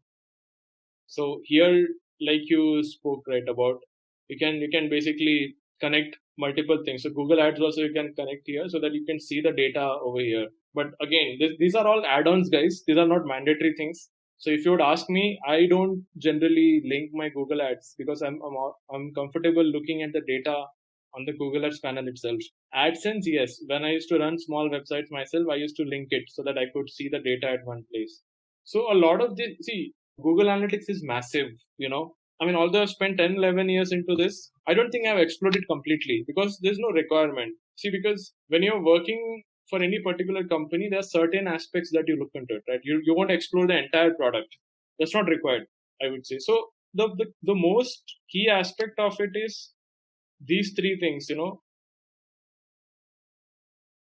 These three things are the most crucial factors that your real time, which you will give, which will give you a lot of insights on a real time basis, so that you can take a call. The other one is the audience part, wherein you get to know the entire details of your audience, like how did they behave, the demographics, the interest, their behavior. You get to know everything of the user, right? So this is again the new versus returning, just like what we were discussing earlier, right?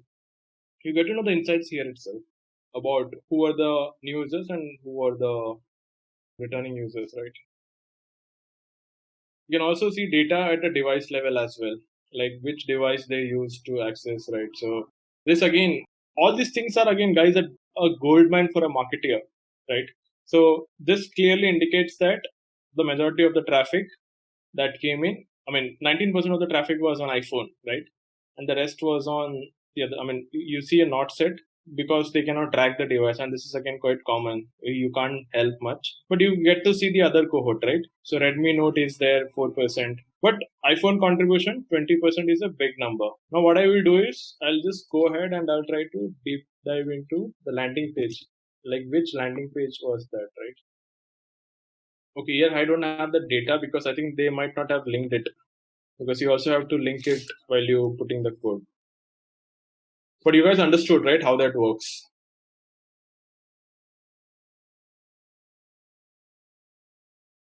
So I think This G again, I didn't implement it, so probably that's why a lot of data is not linked at multiple places, and hence we are not able to see it.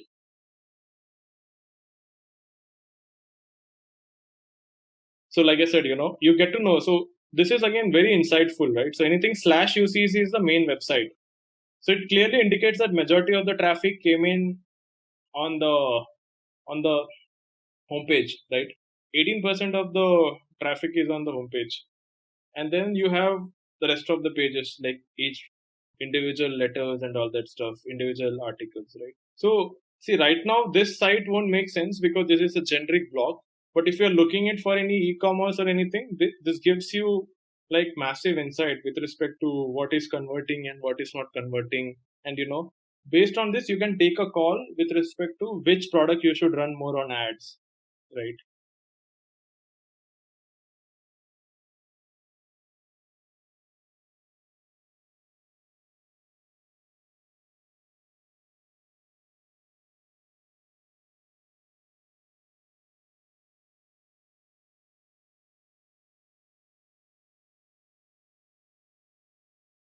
Let me just show you guys a high level real time traffic just for the sake of it, so that you guys get to know how it looks, right, for a high traffic website.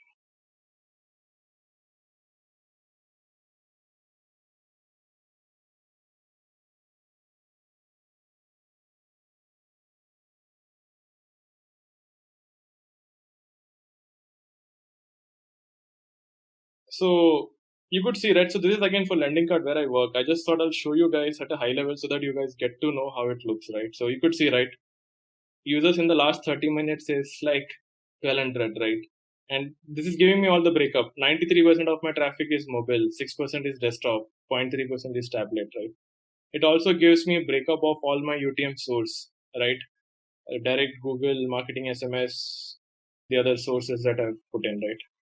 It also tells me the event name because we have defined a lot of events.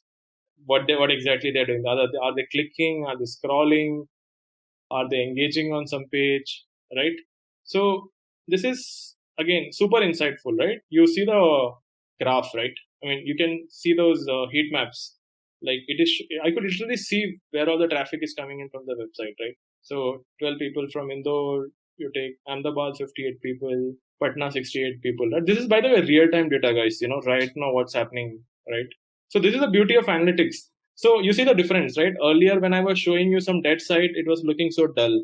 Now, when I'm showing you an active site, you see the difference on how the data is looking, right? This is again massive, right? If I go to demographics, I get to see some insane data, right? Because I have that much amount of data. This is a website which get millions of traffic, right? So I could see all this data, you see, right? This is real time and I'm seeing the breakup of everything. I could even get a breakup of the city, right? And I'm also getting the interest, right? What they're interested in, right? Because of the cookies. This is the affinity that Google is showing, right, to based on these insights. You see another data, right? Male is 80%, female is 19%. So again, I won't be able to deep dive much into this account because this is the company account where I work for. But the reason why I showed you that data was I wanted you guys to understand the value of this tool, right? So look at it this way: if you are joining any new company and if you get the analytics access, you pretty much can figure out everything: who their users are, what is converting, what is the demographics, what is the persona, right? So you see the difference, right? The previous one versus this one. Like this is looking dull.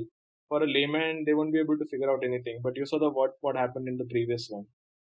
So let us now talk about a career in digital marketing. So if you're interested in this particular field, if you think you have the talent and what it takes, so let me get you through what actually is required and why should you choose a digital marketing job role. So one of the key advantages of choosing a career in digital marketing is that it is very easy to shift career paths to and fro. So currently, if you're in a different job domain and you want to shift your career to digital marketing, it is very easy to do. And if you are actually in the digital marketing domain and say you're not liking it and you want to switch to some other job role, that is very easy to do as well. So it is not limiting or constricting in any way. Digital marketing is obviously a growing industry with a job abundance that is not going to go anytime soon. So essentially, the job opportunities are ever expanding since we are living in the digital age, and there is no possibility of these job opportunities ever going away in the time that we are foreseeing. And then the compensation is based on skill, high margin of negotiation. So essentially, that means that the salary point that you would get in the career of digital marketing is entirely based on your skill and experience. So, say you worked for a company, you enhanced their sales or you enhance their subscriptions, right? And you have that on your portfolio, then that basically gives you an endless margin of negotiation whenever you join as a, say, social media manager or a digital marketing manager with any other organization. Your portfolio would essentially speak for itself. Creativity is rewarded. So basically, this is not a job role where you're fixed on a set track and you have to do some routine work every day. You have to be innovative, right? And you have to think out of the box. So here is the factor where creativity comes in. So the more creative you are, the more innovative you are, the better outputs you would create when you are working as a digital marketer. And then skills do not become redundant with the technological shifts. So since we are living in the digital age, we are not talking about traditional marketing here. We are talking about digital marketing. No matter how much the technology changes or shifts, your job will not become redundant and your skills will not become redundant. If you were working in the technical domain, you might be working on a particular version of a technology today, which might become redundant tomorrow or which might be replaced by another technology tomorrow, right? In digital marketing, that is not the case. The platform may change, the social media websites may change, but the core of the job role and the skills, the core skills that are required to be proficient in this job role, they will not change. So, how do you start your career in digital marketing if you're interested? So, firstly, there are a lot of ways. One of the optional ways is learning web development. When you learn web development, which is a very sought after skill to acquire, you essentially open a lot of opportunities for yourself. Web development in itself is quite a good job. When you combine it with your expertise in digital marketing and advertisement, you can go places with it. And then, obviously, the core fundamental principles of marketing with marketing management and copywriting, abundant reading and social media awareness to remain up to date with trends and technology. So, naturally, if you're working in this particular job domain, you need to be aware of what is going on around you. You need to be up to date with the trends. You cannot stay away from it and still hope to be, be able to connect to your customers. You need to be aware of what the customers are up to these days. So you need to keep reading articles. You need to keep checking YouTube. You need to keep browsing Twitter, Instagram, Facebook, and such. Then you have to keep your portfolio public. So whatever you do in your career in digital marketing, you need to be able to advertise it. So whenever you switch job roles or whenever you apply for a freelance job, you're able to advertise it very easily so that the client or the customer can see it or the employer can see it and be able to hire you based on it. And then obviously online courses help you a lot because if you look online for content in this particular job domain, you'll get a lot of stuff, but you'll not get stuff in a very streamlined manner. You need to be able to streamline your focus on a particular line and then be able to focus on it to be able to excel in this career. So online courses help a lot with that. So let us talk about the digital marketing job description. So the roles and responsibilities that are included in digital marketing would include analyzing digital data to draw key recommendations around website optimization. So you would look at the website data and understand what the customers would want and optimize the website according to it, or tell the people who are supposed to optimize the website they should do that, and conduct social media audits to ensure best practices are ensured. So you should see the social media websites are following the marketing standards. Maintain digital dashboards of the several accounts that you have. So you may have an account on Quora, you may have an account on YouTube and Instagram. So you should be able to coordinate all of that by keeping a common dashboard. Coordinate with the sales team to create marketing campaigns. Get the data from the sales team, analyze the efficiency of your previous marketing campaigns, and then decide your new marketing campaign based on it. Prepare emails to send out to customers, monitor key online marketing metrics to track success, maintain and create online listings across e-commerce platforms, ensure that the brand message is consistent. So your brand message, whatever it is, whether it is based on integrity, trust, it should be consistent all throughout. Skills that are required for this job: strong communication skills for articulating ideas to colleagues and clients. So your communication skills should be extremely important because you're going to be presenting your marketing strategies to the stakeholders. Attention to detail and accuracy. So essentially, whatever message you're trying to send and the accuracy, you should ensure that the message should not have any typos in it, and if the message is clear. The ability to work independently and flexibly. So you should be able to coordinate your work in an independent manner. You should not be reliant on any other particular member of your team for your own job tasks, and you should be flexible. So most of the times, if your company is launching a new product or your company is devising a new marketing strategy, you would be required a lot of the times, and it may be sometimes at odd hours. So you should be able to adjust your hours accordingly. The capacity to prioritize and work across multiple projects. You should be good at multitasking, the ability to work as part of the team. So, if you're working with a team, most probably the sales team, you should be able to coordinate with them very easily. Organization skills with the ability to deliver a high volume of quality work. Your work should be focused on quality and not quantity. Creative skills for contributing new and innovative ideas. So, creativity is obviously required, as we discussed earlier on. The ability to work well under pressure and meet deadlines. So, marketing is done for promoting products.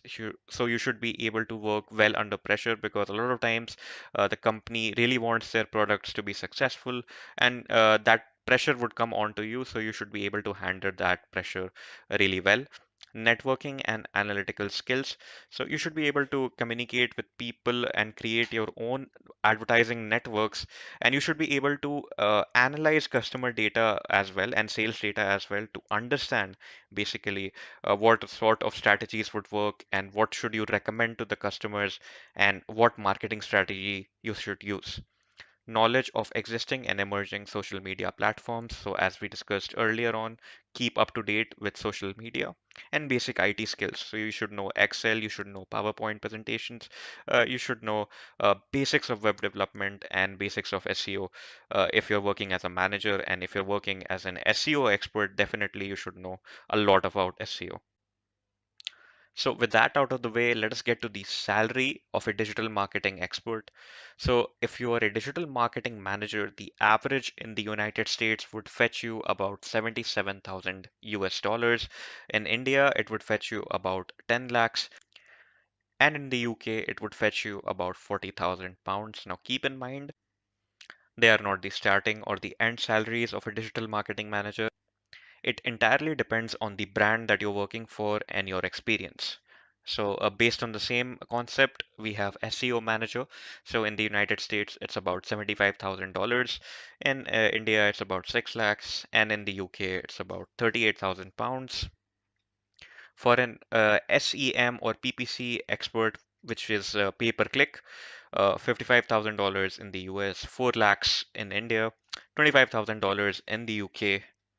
For a social media manager, here is where it gets a lot interesting. In the United States, it's about $90,000, but due to the abundance of social media brands out there, this could range from $90,000 to about $400,000 as well, based on your experience. So, this is one job role that you should completely look out for because it is extremely relevant in today's world. In India, it's about 6 lakhs per annum, and in the UK, it's about 32,000 pounds. Then finally, we have a content writer. So a basic content writer in the United States would fetch about $42,000. In India, 3,50,000, and in the UK, 21,000 pounds. So now there are various types of digital marketing. So there is search engine optimization, there is content marketing, social media, pay-per-click, affiliate marketing. So there are so many different types of marketing. So I'm just going to concentrate on some 5 of these, and I'm going to just tell you how you can start earning from it and how much you can earn from it. Let's start from it. Okay, so first and the most popular one is a content writer, because any website you take, whatever you want to do on Google, it is a content. So let's say in Wikipedia, you're going to Wikipedia because it's written, even though Wikipedia is a non-profit organization. For example, not just Wikipedia, there are so many other websites. There is medium.com, there is Quora. So basically in Quora, you don't get paid for writing an answer, but if you're in Medium or if you're in any other website, you're writing content. So basically what you do is you create content for the product or service which you're trying to sell, or it can be just a content which is on your website, so that that content should rank on Google. Once it ranks on Google, you get more traffic to your website or to your blog or to your content. And once you get more traffic to your blog, basically you can run ads over there, or you can sell your product via that particular blog. So it's basically creating and promotion of content assets built specifically around the product at hand. For example, let's say you want to sell a mobile phone and it's a new product. So for your company or as an individual freelancer who is working for that company, who has taken a contract, you basically create promotional content to run on their website. For example, I want to know more about that mobile phone before buying it. So I cannot directly go and assume this phone is very good and just buy it, because I want to know more about it. So when I search for that, your content should show up. Once it shows up, I get into your website, I start reading it, and obviously the content is basically trying to convert me as a customer. So the content helps in generating brand awareness. That is, your new product has arrived. It helps to get your brand across the internet. Then once, if that content is really good, you get more traffic. Through the traffic, you can generate leads, and those leads become your customers. So it can involve various types. It can be blogs, it can be electronic books, it can be white papers you write for a certain technology or anything or a product, infographics, videos via YouTube or social media platforms. It can be anything, but this is basically content marketing. As a content writer, it would be mostly writing blogs and writing white papers or ebooks. But if it is content marketing, in this case, the channels will include all of the below channels which I've mentioned. Okay, so now as a content writer, you can earn, but how much do you earn? So according to payscale.com, on average, you can earn 205 INR per hour.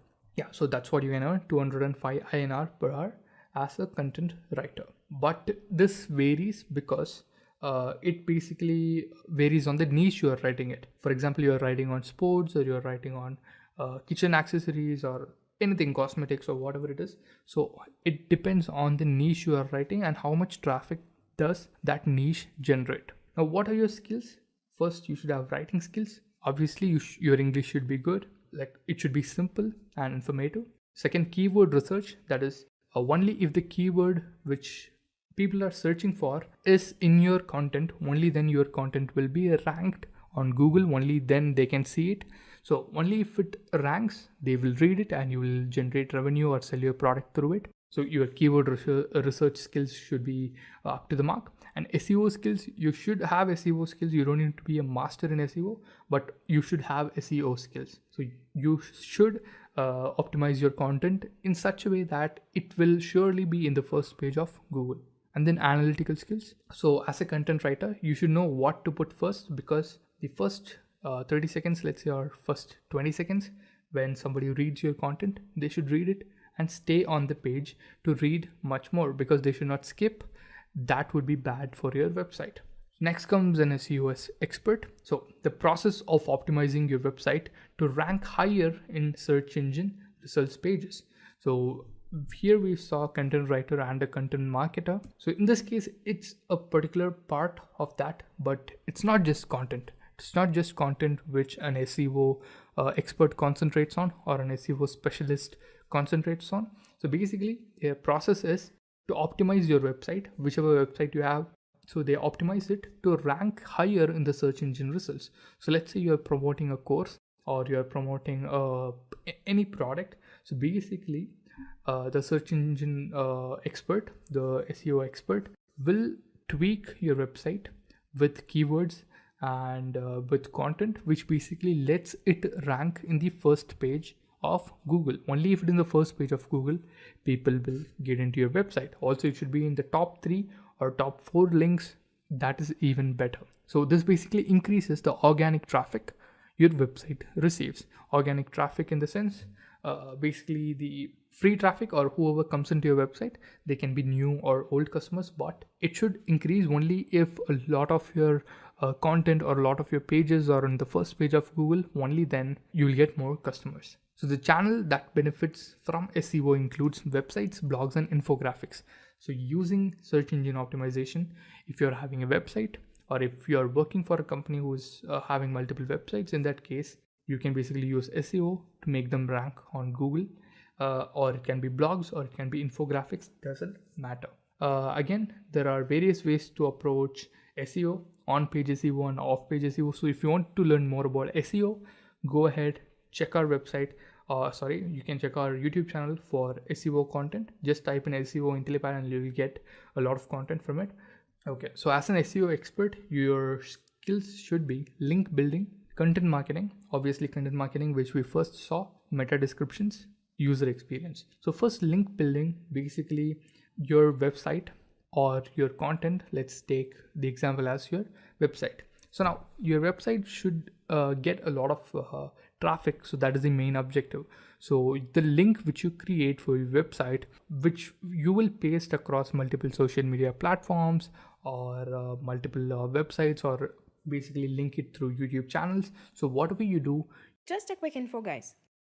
Test your knowledge of digital marketing by answering this question.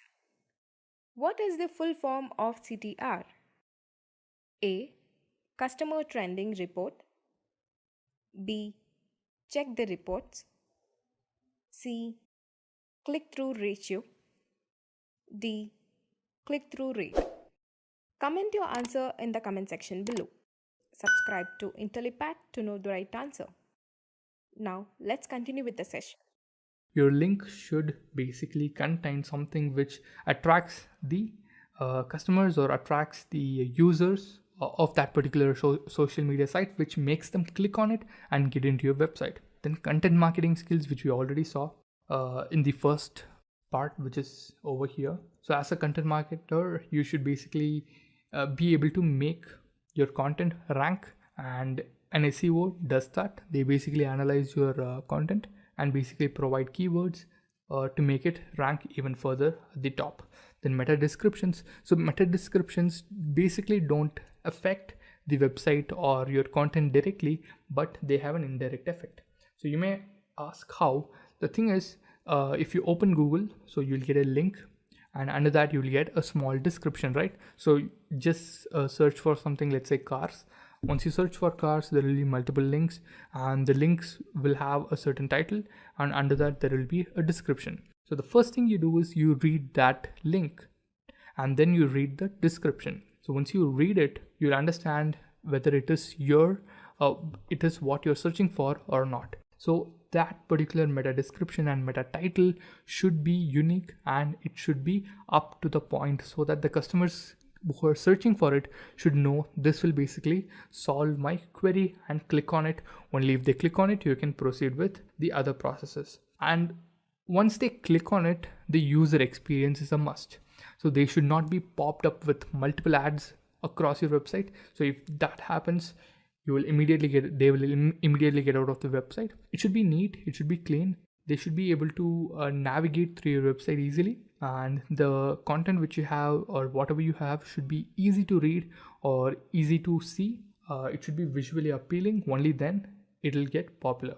So these are the skills for an SEO expert. And according to pay scale, an SEO specialist can earn up to 307 rupees INR per hour.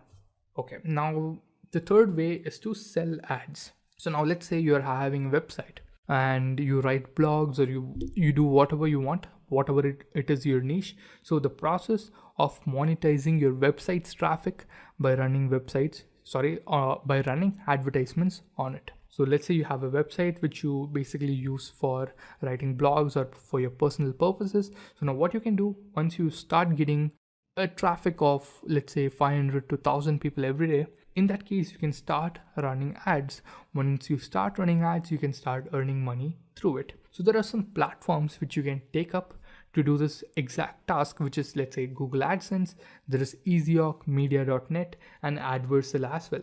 But Google AdSense is the most popular one because obviously most of you would use the search engine Google, and when you use the search engine Google, they obviously suggest Google AdSense because it's their own basically ad selling platform, and they will basically promote it. So now once you take up Google AdSense, it'll run ads on your website. Once you start allowing ads to run on your website, it'll allow ads on your website, and through those ads you can start earning money. So basically per 1000 views, for each 1000 views in your website, you can earn up to $0.5 to $2 depending on the niche you are writing for. For example, if it is sports, or if it is cosmetics, if it is fashion, so depending on that niche, you will start earning money. Also, you will get more money if the customer click on the ad. If they just view it, you will get only this much, that's 0.5 to 2, but if they click on it and get into the website, you will get more money. Next comes affiliate marketing. So I've already shown you 3 different ways, and finally I will show you the websites where you can start applying for these kinds of jobs. So first, let's understand what are the jobs available. Then affiliate marketing. This is one of the most direct way of marketing, or direct way of earning in digital marketing. So performance-based advertising, where you receive a commission for promoting someone else's products, services, or on your website or on your YouTube channel, which is the second point. So other methods is also social media accounts. So for this, your social media account should be a bigger network, or if you have a YouTube channel, it should at least have thousands of users, thousands of subscribers. So what exactly happens is you promote a product or a service through your social media platform. You do it via Facebook, or you do it via Instagram or YouTube. So once you do it, and once they buy using your link which you have provided, once they go in and select the product and buy via that, once that is done, you will get a commission for the product which was sold through your advertisement. So this is how a lot of YouTubers earn. So you would have seen a lot of ads running on YouTube videos. Like for example, if you go into the video, not the ads which are running on top of the YouTube video, those are Google AdSense. So that most of the money goes to Google.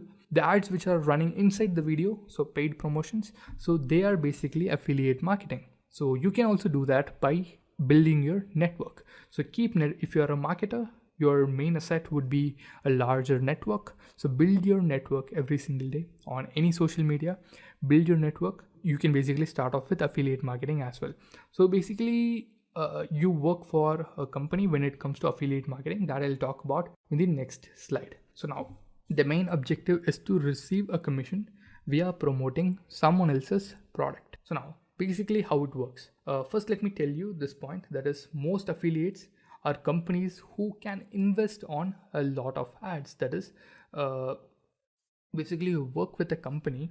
So now what that company does is it gets that product's information and they run ads to sell that product. So once that product is sold, basically that company which is selling the product will give a commission to this affiliate company. So most probably it is run as a company, but if you're an individual who can use your medium, for example your social media or your blog, to sell their product, in that case you can also become an affiliate marketer.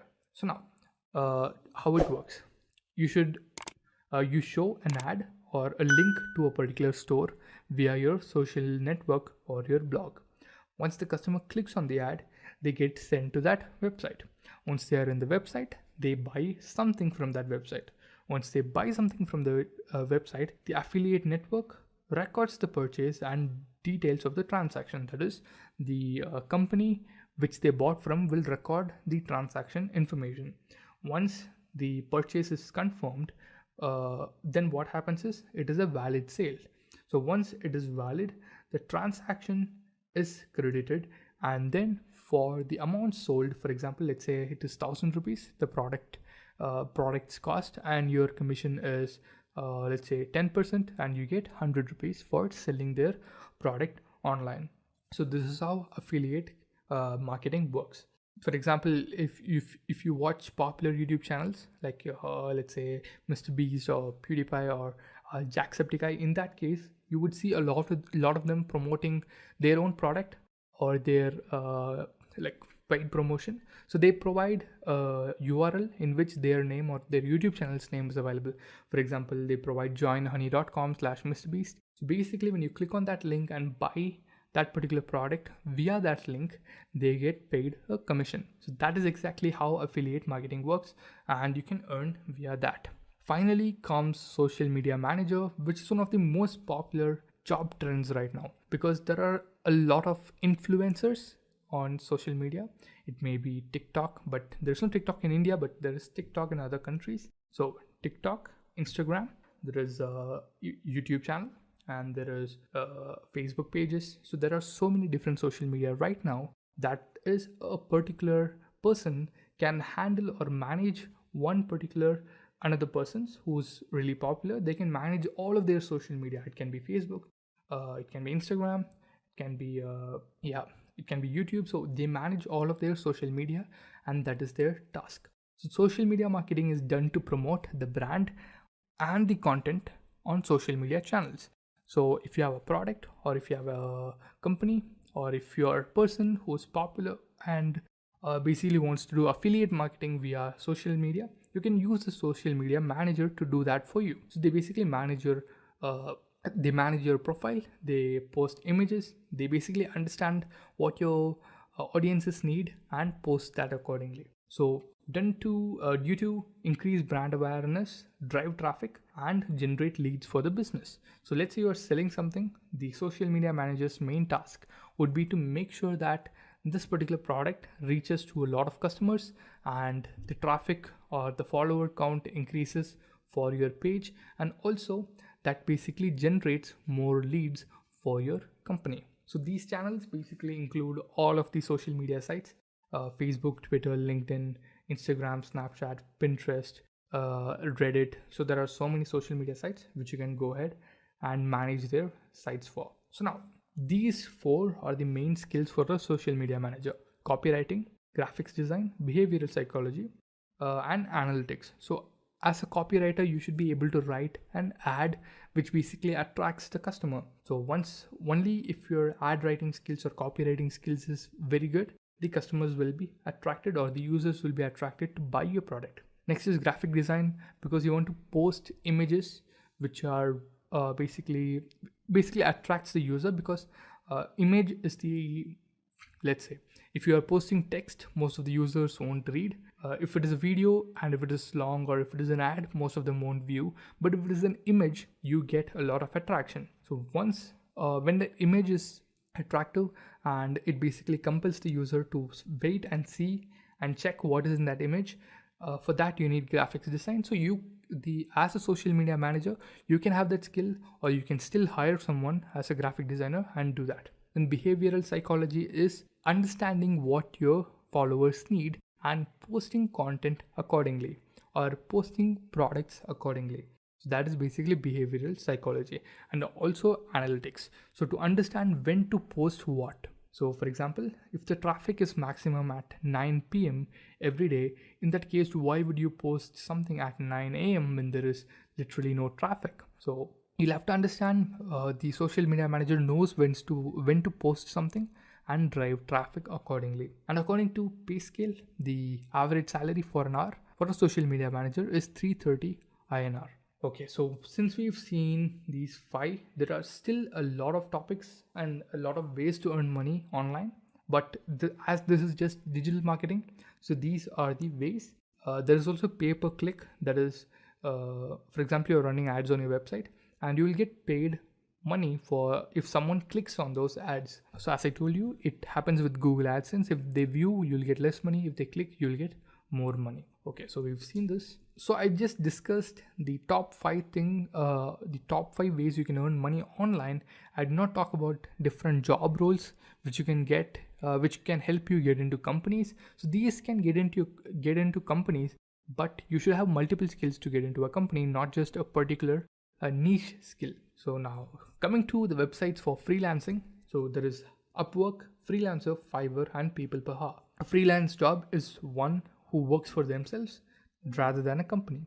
But whatever it is, even if you work for yourself, most probably you will get contracts from companies or you will get contracts from individuals, and you work for them and you get paid in return.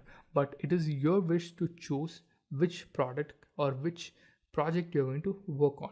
So some of the popular ones are Upwork, Freelancer, Fiverr, and People Per Hour. So I would suggest you, if you have any of these skills, digital marketing skills, go ahead to one of the websites or go ahead to all of the websites, create a profile, put in your skills, and basically you can go and check the available jobs and you can bid for it, or you can basically wait for it if someone will ask.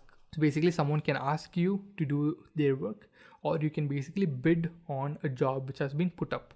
That is, you can basically tell, I can work for these many hours for this much of money, and if they like that, they'll give that job to you, and you finish that job within that hours and give it back to them, and they'll pay for you. They'll basically pay for that particular hours which you have worked on. So these are the top 4 companies, guys. If you have any of these digital marketing skills or even any other skills, for example website designing or like full stack development or anything, you can go ahead and use these sites. So, coming to the first point on this top digital marketing interview questions and answers set, it states briefly explain digital marketing. Well, one thing before even we get into the answer of this, make sure you do not get carried away because the question specifically says briefly, right? So make sure you keep it as concise as possible while answering this.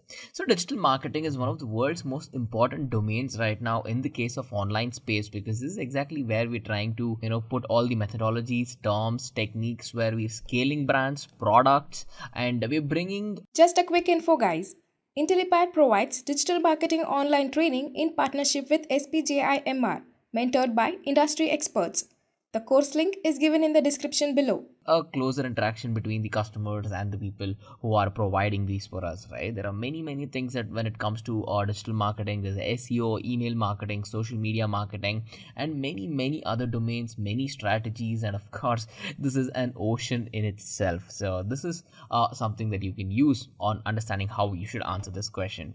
Coming to question number 2, it states, what are the types of digital marketing in the industry? Well, again, this is another question. Make sure you do not get carried away with the question. Understand that there are many types of digital marketing, and it is okay if you cannot state all the types, but at least 5 should help you out. We have email marketing, we have social media marketing, we have SEO, that is search engine marketing, then we have affiliate marketing, content marketing, search engine marketing, which is SEM, and of course PPC, which is pay per click advertising as well. So these are the mainframe, I'd like to call the foundational aspects of digital marketing types, and there are many others, and with every single day that we're trying to cater to a wider variety of audience, there are more methods that are being created as well. Coming to question number 3, it states, please define SEO in brief. Well, SEO actually stands for search engine optimization, as you might already know. So what this is, it is a structured approach, it's a technical approach that we take in helping us drive a higher quality and of course a higher quantity of traffic onto the website as well. So our website may be of a brand, it might be of a product, or it might be of a service that we are offering. So considering all of this, you want more people to land on your website, right? You want the traffic rate to be increased. So this number that we put in, what we call as the incoming traffic rate, to increase all of that and to make sure that the people coming in are actually genuine, they're not spam bots, and they're they're of high quality in a way that when they come on the website, there's a good chance they're going to make a purchase and leave. So to cater to all of these things and to make sure that we do it all organically, we use SEO. So organically means we do not have to pay any sort of money to the search engines to get the website up in the rank, but we do it organically as well. So that is how you can approach this question. Coming to question number 4, it states, what are the top 5 ways to increase traffic to any website? Well, As we mentioned, right, since digital marketing is not a one time solution for all the problems out there, so each individual problem has its own solution. So whenever someone asks you saying what are the top 5 ways to increase traffic, it is very subjective, because it really isn't possible to tell you the top 5 and say, hey, this will work for you, because that is wrong. So how do you answer this question, right? So make sure you pick up the top 5 methodologies which are well oiled. It means that there's a good chance that no matter what domain you're in, these 5 methodologies have proven to work before, and it should work for you as well. So we have SEO interlinking, we have content marketing, we have paid advertising, volume based catering, and of course email marketing as well. So these are some of the top 5 ways you can actually go on to increase traffic to any website regardless of what they're doing as well. And of course you can mention any other top ways to increase the traffic as well, but at least in my opinion, mention 3 or 4, and if possible do talk about them as well. See, there's a lot of things when it comes to paid advertising that you can talk about. There's a lot of things when it comes to interlinking, content marketing, and more as well. Coming to question number 5, it states, what are keywords? Why are they considered important in this domain?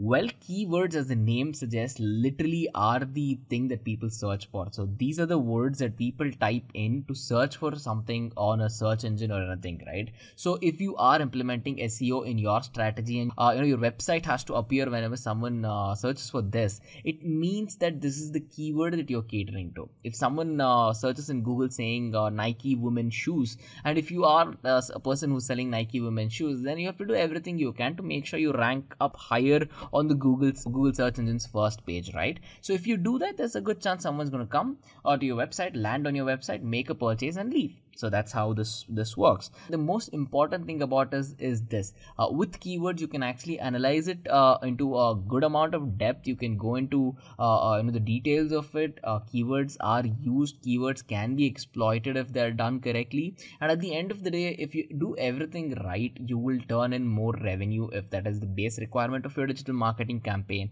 And of course, it makes sure that you're putting your brand out there as well. So coming to question number 6, it states, where all can keywords be used to drive more traffic to a website?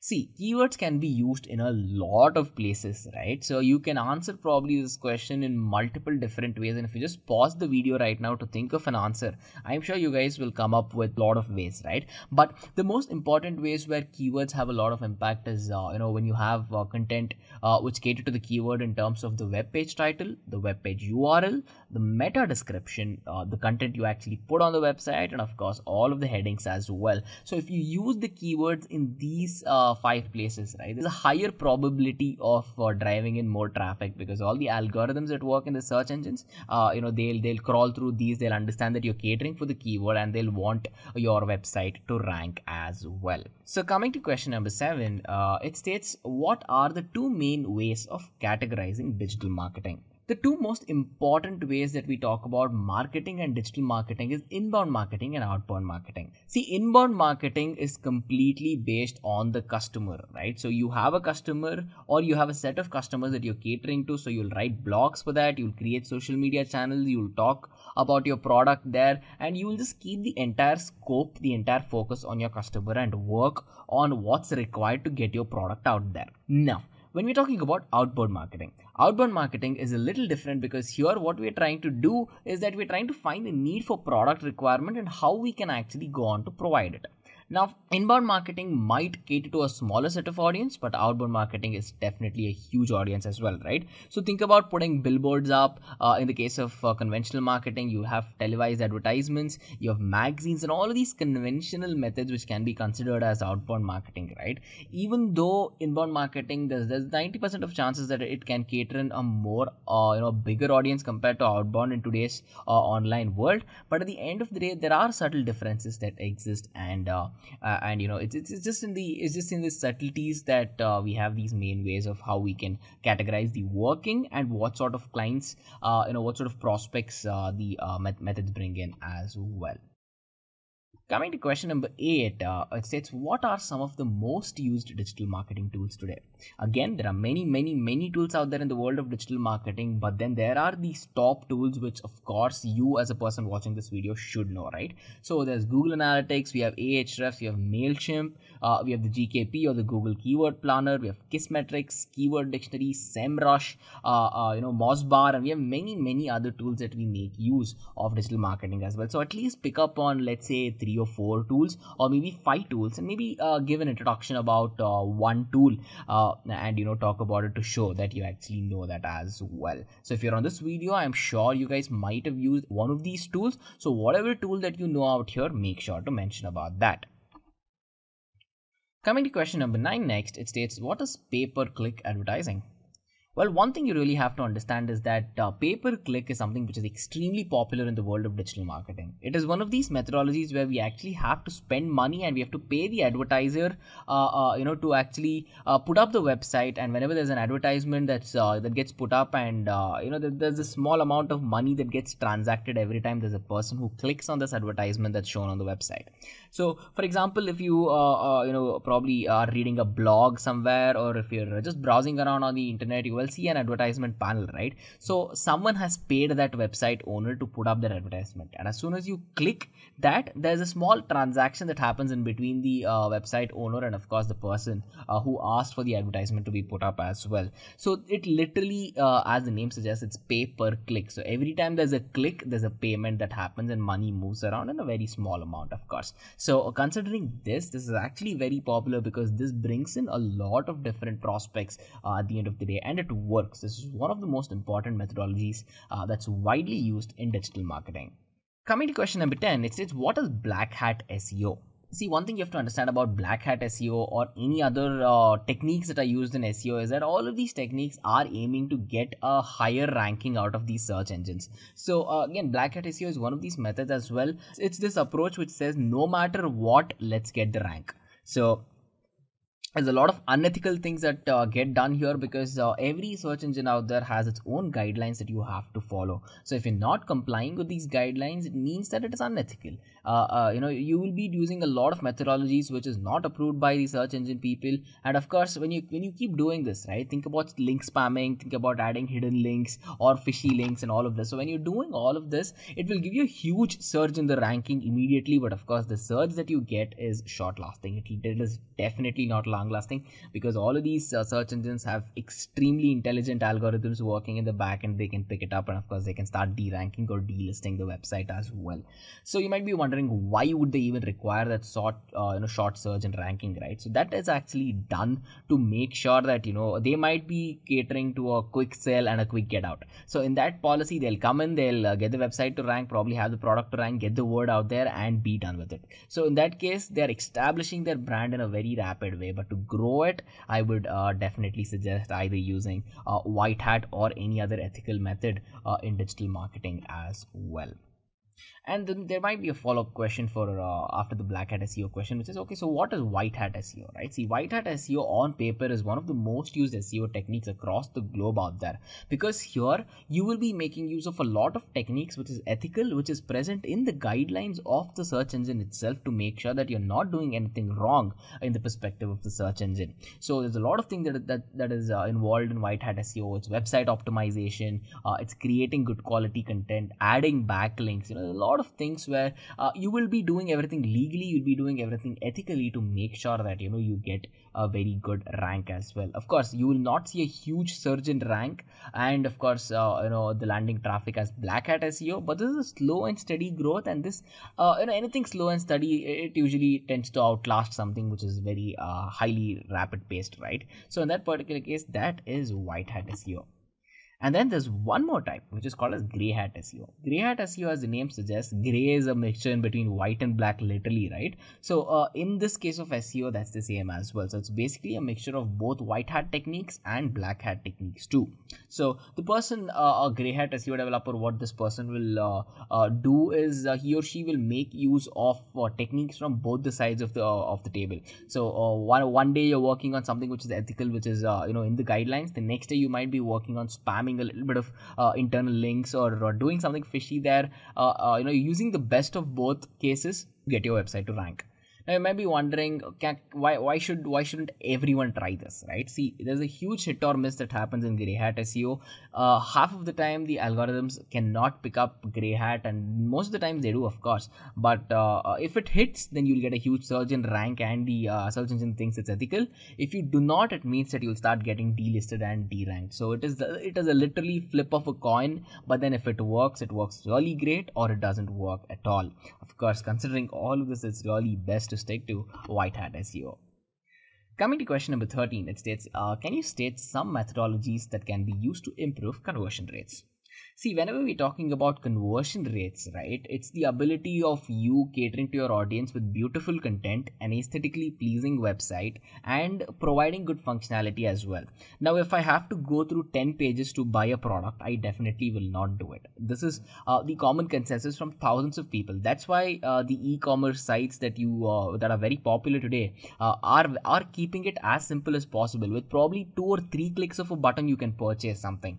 So to keep that kind of a good user experience is definitely something that will help in improving conversion rate. When we talk about conversion rate, it's basically when a person lands on the website, they're a prospect, right? They're just looking around. When they start adding things to their cart, and once they actually make the purchase, they're a customer. So this entire goal of taking someone from a visitor and making them a customer is what we talk about when we think about conversion rates. And of course, it's always vital that there are new methodologies put in, but a good user experience definitely helps to drive the conversion rates. And then the 14th question states, what is Google AdWords? AdWords is actually, as the name suggests, it's advertising words. It's a short form. It's an advertising service that gets provided by Google, and it is one of the most widely used advertising service as well. Because here, what we're trying to do is it works very similar to PPC, and it's one of the world's most widely used PPC systems as well. Since it's Google, of course, everything is structured, everything is brilliantly made. It doesn't cost a lot, and you can have your budget set up. You can work on how you'll be working on payments, what sort of content that you have to display, how it has to be displayed, when, what, why. So you'll get a lot of flexibility for a small amount of money. It definitely isn't small if you're if it could be tough if you're a small time company, but at the end of the day, the returns that you get from AdWords is huge. So in that particular case, Google AdWords add a lot of value to the digital marketing campaign. Coming to question number 15, it states, what is the difference between SEM and SEO in brief? One thing you have to know about SEM is that the basic difference lies in how it works. SEM stands for search engine marketing, while SEO stands for search engine optimization. With search engine marketing, what we're trying to do is we are purchasing advertisements on various search engines, and we are forcing our website to rank. So we are paying the search engine and asking them to get us to rank. With SEO, that's not the case, right? With SEO, everything is organic. So what we're trying to do is we're trying to get use of all. So what we're trying to do is we make use of all of the top of the methods that we have, all the tools, all the techniques, and we're organically trying to bring in traffic. That means that we literally are not paying anyone anything. Of course, I mean the search engine, and we're bringing in a lot of traffic that way as well. So considering that, SEM and SEO work very differently, but at the end of the day, they have a common goal of bringing in more visitors to the website, having more landing rates, and a higher rank on the search engines too. Coming to the 16th question, it states, what social media channels are popular today in terms of digital marketing? See, whenever we think about social media, there's many forms of social media, right? There's social media for everything, and there's one new social media probably coming out every month. So considering all of these, there are a lot of big guys, right? See, you have LinkedIn, you have Facebook, you have Instagram, you have Snapchat. In today's world of especially influencer marketing, Instagram is showing a lot of potential, and influencer marketing is an ocean of its own. And I'm sure if you're here, you might have already watched an influencer marketer pitch an item for you, or in fact, you yourself could be influencers as well. So considering all of that, there are many types of social media. For example, LinkedIn is used for jobs. Facebook is a very good pipeline where you can actually learn a lot of things. You can market your products very subtly, bring in a lot of people, have a lot of discussion groups and all of that. And Instagram is where you can showcase your product and be trendy and all of that. So answer this question based on your knowledge about how much you use social media and how best do you think what each social media can cater to. Coming to question number 17, it states, why has digital marketing grown to be this huge compared to offline marketing? See, whenever we think about digital marketing, right, it has shown nothing but exponential growth over the past few years, and there's many reasons, right? So again, do not get carried away with this question because you can probably talk about this for half an hour straight. So keep 4 or 5 points in mind and make sure to talk about that. One thing about digital marketing is that you can directly cater to the customer's need if the customer is 1 kilometer away or 1,000 kilometers away, no matter what, right? It gives you that extra outreach. And of course, when you have a good exposure to the product, what happens is that you will understand your audience better, you will get better feedback, you will know how to work with it with conventional marketing, right? So you'll probably put an advertisement on a newspaper, and of course, it will reach a lot of houses. But at the end of the day, you will not get a feedback from these people saying they just read a newspaper, they see your advertisement, and they're done. So they have no way to give you good amount of feedback immediately, and you cannot analyze as well, right? So if 10,000 newspapers got printed in one particular locality, doesn't mean that 10,000 people read your advertisement. So there's no way to track it. That advantage you have in digital marketing. And of course, you can be a person who's selling a product or having a brand in one part of India, and you have most of your clients in the USA as well. That's how it works with digital marketing. And most of the cases, you are basically open to the entire globe.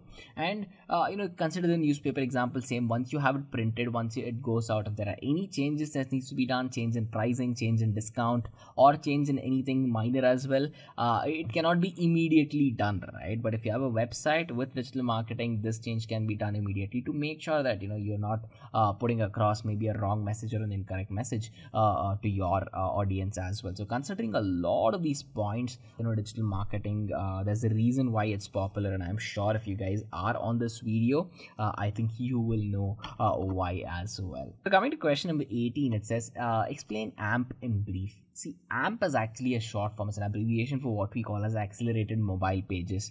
So how AMP came about is that it was actually a brainchild of the people at Google and another very important social media platform, that's Twitter. AMP is actually an open source library. What it does is that it helps users to come up with a very simple web page without having to put much efforts into it. So what this does is this gives you quicker loading, and once you make use of AMP, what you're trying to do is you're making sure that your website doesn't take a long time to load, and that it really does not have to go through multiple platforms to be optimized for, and you really don't have to optimize it for every single website. So at the end of the day, the goal is to keep it simple. The goal is to load it quicker and to make sure that no matter where you view it from, no matter what browser you view the website from, it has to work fine. So to do all of that, we make use of accelerated mobile pages. And then coming to the 19th question, it states, how can you assess the impact of social media marketing? See, one thing it's very important that you have to know about digital marketing is the amount of money that you spend. You can track everything with metrics in today's world. There is nowhere that you'll have a blind investment and you will not know what you're getting, right? So in the case of social media marketing, you can check the number of followers. It can be Twitter, Facebook, LinkedIn, the number of likes you get, and how many leads, how many people are interested in the comment section to buy your product. You can have direct engagement, again same in the comment section, or they can DM you as well. In that particular case, you can talk about what they're happy about the product, why they're not happy, if they have issues that you would like to resolve.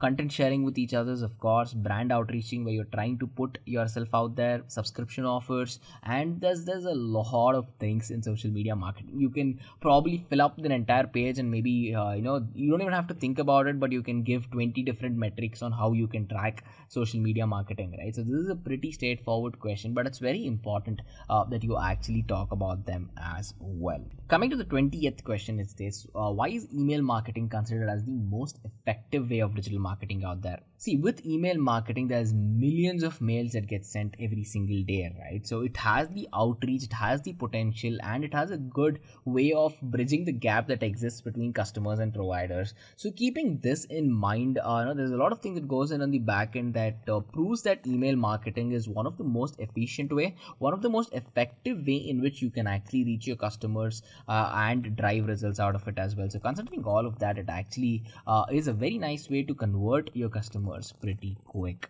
Question number 21 states, what is click-through rate? Click-through rate, this question can be also reframed as what is CTR. CTR stands for click-through rate. So it's basically the number of times someone actually landed on your website by either clicking on a promotion, clicking on an event, or clicking on any sort of advertisement as well. So this click-through rate will tell you about if your advertisements are working, if your promotions are working, if people are actually clicking on it to get on your website or not, and if they do, how many people are doing it as well. There's a lot of other metrics that you can track about how long they're on your website, what's the scroll depth, and a lot of things as well. But the basic thing about click-through rate is that if you have an advertisement as a barrier, or if you have the advertisement as a gateway, how many people are crossing through those gates. Coming to question number 22, it says how is return on investment calculated, or how is ROI calculated, right? Again, a very simple question, but return on investment you really have to know is that it is a literal difference between sales amount and the investment in marketing.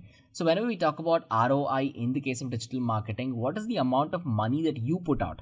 What is the amount of money that you took out of the company to hire digital marketing experts, to buy digital marketing tools, to pay for search engine marketing or any other kind of marketing channels, pipelines and tools, and what is the actual sales that you made, or what is the actual outreach that you're getting. So once you calculate this difference, you will understand that that this is the amount you spent, X amount you spent, and Y amount is the return that you're actually getting back as well. It's a pretty simple thing, but there's a lot of companies who are very keen on holding a good return on investment, and with digital marketing it doesn't take a lot of skill to actually get good return on investment, considering the person whoever is working on the pipeline is an expert, of course. Coming to question number 23, it states what is the difference between page sessions and page views. So the simple differences between a page session and a page view is that whenever we talk about a page session, it's when a person actually lands on a website every single time. That's a session. If a person is on the website, a session is created and they're either viewing one or more pages that are present on the website. That's a view,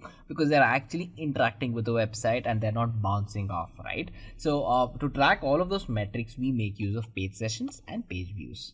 Coming to question number 24, it says what is the difference between Google AdSense and AdWords? So AdSense basically help the companies create all the spaces that's required for AdWords on their website, where they should put it up, what they should do, and how they should do it right. And AdWords, of course, they're advertisements, right? So in the entire Google's ecosystem, AdWords is the most famous PPC out there, the way you can put out advertisements. But if you have to think about talking about AdSense and AdWords, make sure you talk about how they work together as well, because working with AdSense means you'll be using AdWords, and working with AdWords only adds advantage if you are making use of AdSense as well. So having this kind of relationship between AdSense and AdWords is definitely something that you should talk about. But the basic differences is that AdSense helps in creation of spaces, while AdWords helps in posting advertisements. Moving to the 25th question, it says what is your interest towards the field of digital marketing? See, with this question, the interviewer here is trying to assess what is your level of understanding in digital marketing, what is your level of commitment, and of course, the way you should answer this is I cannot tell you one answer that's going to be right for you all, right? So you have to talk about your interests, your commitment to the field of digital marketing, and of course, your passion towards digital marketing as well. It can be something that has inspired you to pick up digital marketing, or that there's a problem that you are very good at solving. You have a knack for digital marketing, and people really like whenever you try to market a product, or you're very subtle with it, or whatever the reason is, right? So this question completely depends on you, but then you can use the foundational approach that I gave to go on to answer this question. Coming to question number 26, it says what is the difference between do follow and no follow links in SEO? Do follow links, as the name suggests, will actually tell the search engine and its crawlers to follow through and come on the website and crawl around and find all the details that's required to provide indexability. Whenever we talk about no follow links is when you tell the search engine to not follow, and to make sure that you will not use any of that to whatever links that you have put in your no follow part of the code, right? It means that you're telling the search engine to not actually consider all of that for ranking the website. That's the basic difference that exists in between do follow links and no follow links. There's another difference is that do follow links, yes, considering how they work, affects the ranking of the websites. But if you have put in a no follow link, no matter what you put there, you're telling the crawler not to get into that, so it really will not hurt your rank or influence it in any way. Coming to question number 27. It states, how can a platform such as YouTube be effectively used for digital marketing? With YouTube, I don't think I really have to stress a lot, right? Because it is one of these amazing digital marketing pipelines where there's millions and millions of people every single month. So whenever you think about it, this is one of those places where you can cater through videos to the people out there. You're watching this yourself on YouTube as well, right? So you will understand that we have a direct relationship with you guys. You will have a goal to the campaign. So we, of course, will have a goal to our own campaigns, and we'll be meeting that as well. So to drive healthy traffic to your websites, to get your rank up, and at the end of the day, you will need a lot of good content as well. So it doesn't mean that no matter how aesthetically pleasing your video is, if your content is not good, it doesn't mean you will rank. Because at the end of the day, in YouTube especially, content is extremely important. Your website should be good, it should be elegant, your videos must be informative, and only then, when all of these three things come together, you will have a successful YouTube campaign too. So whenever you're asked about this, of course, you can add on more points and then talk about how you think YouTube is very effective in today's world of digital marketing as well. So coming to the 28th question, it states, which platform is looked at when candidates want to post or refer to job related advertisements? Whenever we think about anything related to jobs, the first social media that comes into mind is LinkedIn, right? Because this is one of the most famous social media out there for active job seekers, professionals, and whatnot. So if you're wondering if LinkedIn is the only place, well, no, there's a lot of other websites. There's InstaHire, there's Naukri, there's Shine.com, there's many other places, including Indeed.com as well. So all of these guys have the same goal of bringing together recruiters and, of course, bringing together candidates and giving them a common platform to express what they want and what they're getting out of the jobs as well. So of course, whenever you ask this question, I think it's a pretty straightforward question, and the answer would be LinkedIn, Naukri, Indeed, Shine, and all of these other famous social media platforms as well. Coming to question number 29, it says, how can you measure the success of a social media marketing campaign? See, whenever we talk about success of a social media campaign, it means that we have something solid to prove it by, right? For example, analytics. So you'll be using multiple metrics in the case of digital marketing to actually showcase that, something worked or something doesn't work. So you have to be a numbers person, and you can prove a lot with numbers too. You can check the number of clients, the number of leads, what's the traffic that's coming in, number of sales, how many conversions from prospects to customers. And of course, once you have details in depth about your website, about your entire campaign, about what your image is, on the social media marketing platforms, basically you will get this direct correlation of what's happening, what's required, what are you doing, is it working or is it not working. So with all of these, you will have one close idea of understanding whether you're either close to your goals or you're moving away from your goals, and what is keeping you there as well. That's the most important part of how you should measure success with social media campaigns. And of course, with today's innovations, there's multiple tools out there that will help you do so. Coming to the 30th question, it states, why is an anchor tag used as an SEO practice? See, an anchor tag basically is the text that we use whenever we have to hyperlink anything, right? So basically, a hyperlink is a link that's embedded in the text, and as soon as you click on it, it takes you to the link that you have hyperlinked. So an anchor text is very, very important here, because this is how the content actually gets ranked on multiple search engines, right? So whenever you put out a website, it doesn't mean that it will always rank on Google or it'll always work on other search engines as well. There's DuckDuckGo, there's Yahoo, and there's many search engines apart from Google too. So in that particular case, hyperlinking is this connection, is this anchoring that states what you can actually have a way to assess of how your content ranks on multiple search engines, and it gives you the functionality of clicking on text and opening a new link as well. Just a quick info, guys. Test your knowledge of digital marketing by answering this question. Which of the following is the process of optimizing your website to rank higher in the search engine result pages? A. SEO, B. B2C, C. PPC, D. B2B. Comment your answer in the comment section below. Subscribe to Intellipaat to know the right answer. Now, let's continue with the session. Coming to question number 31, it states, what are some of the disadvantages of digital marketing? See, one important thing whenever you're answering this question is that start by saying that there's multiple advantages, right? Because at the end of the day, with digital marketing, the advantages, no matter how small they are, they will outweigh all of the disadvantages out there, right? So, but then it doesn't mean that it doesn't have any disadvantages at all. There are many disadvantages too. So, whenever you're talking about disadvantages, it is just that it will create a very high transparency in case of pricing and competition, because as soon as you put out a price out there, your competition already knows what you're selling it at, and they can drop their price and you can lose a client as well. And then when we're talking about globalization means you will be competing with the entire world out there, so that will bring in a lot more competition too. And of course, with digital marketing, there is always a threat of cybersecurity. There's always a threat of privacy issues that will have to be worked on too. And it's not only just this; it's just that whenever you're working on digital marketing, it can get really, really expensive to hire experts, and of course, it can get definitely expensive to buy all the tools, buy all the understand all the methodologies, and at the end of the day, setting up a marketing pipeline, especially at the starting stages of your company, or if you've never had a digital marketing platform before, is going to be expensive. So you can talk about these 4 points. These 4 points are extremely important in understanding the disadvantages of digital marketing.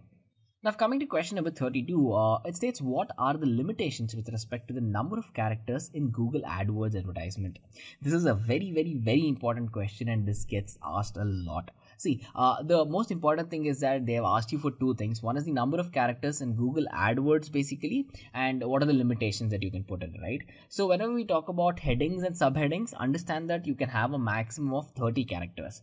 But whenever we're talking about descriptions and subline texting, there you can have about 90 characters in length. So 30 for the headings and the subheadings, and for the descriptions, it has to not exceed 90 in length. So 90 characters specifically. So whenever you ask this question, it's a straightforward question with an extremely straightforward answer, so put it out that way. Coming to question number 33, it says, can you name any 5 email marketing tools that are widely used? Of course, I'm pretty sure you guys can name at least 3 or 4, right? So this question should not be of a high difficulty to you guys. So there's multiple tools out there, multiple email marketing tools specifically. You have ConvertKit, Autopilot, HubSpot, MailChimp, ActiveCampaign, and many, many other tools that are used out there. And of course, if you have used any of these tools, make sure to talk about your experience with the tools, what you think about the tool, to what level of proficiency you have used it. All of that will always add a lot of advantage to your candidature in the company as well. Coming to question number 34, it says, can you define the life cycle of a shopper on a website?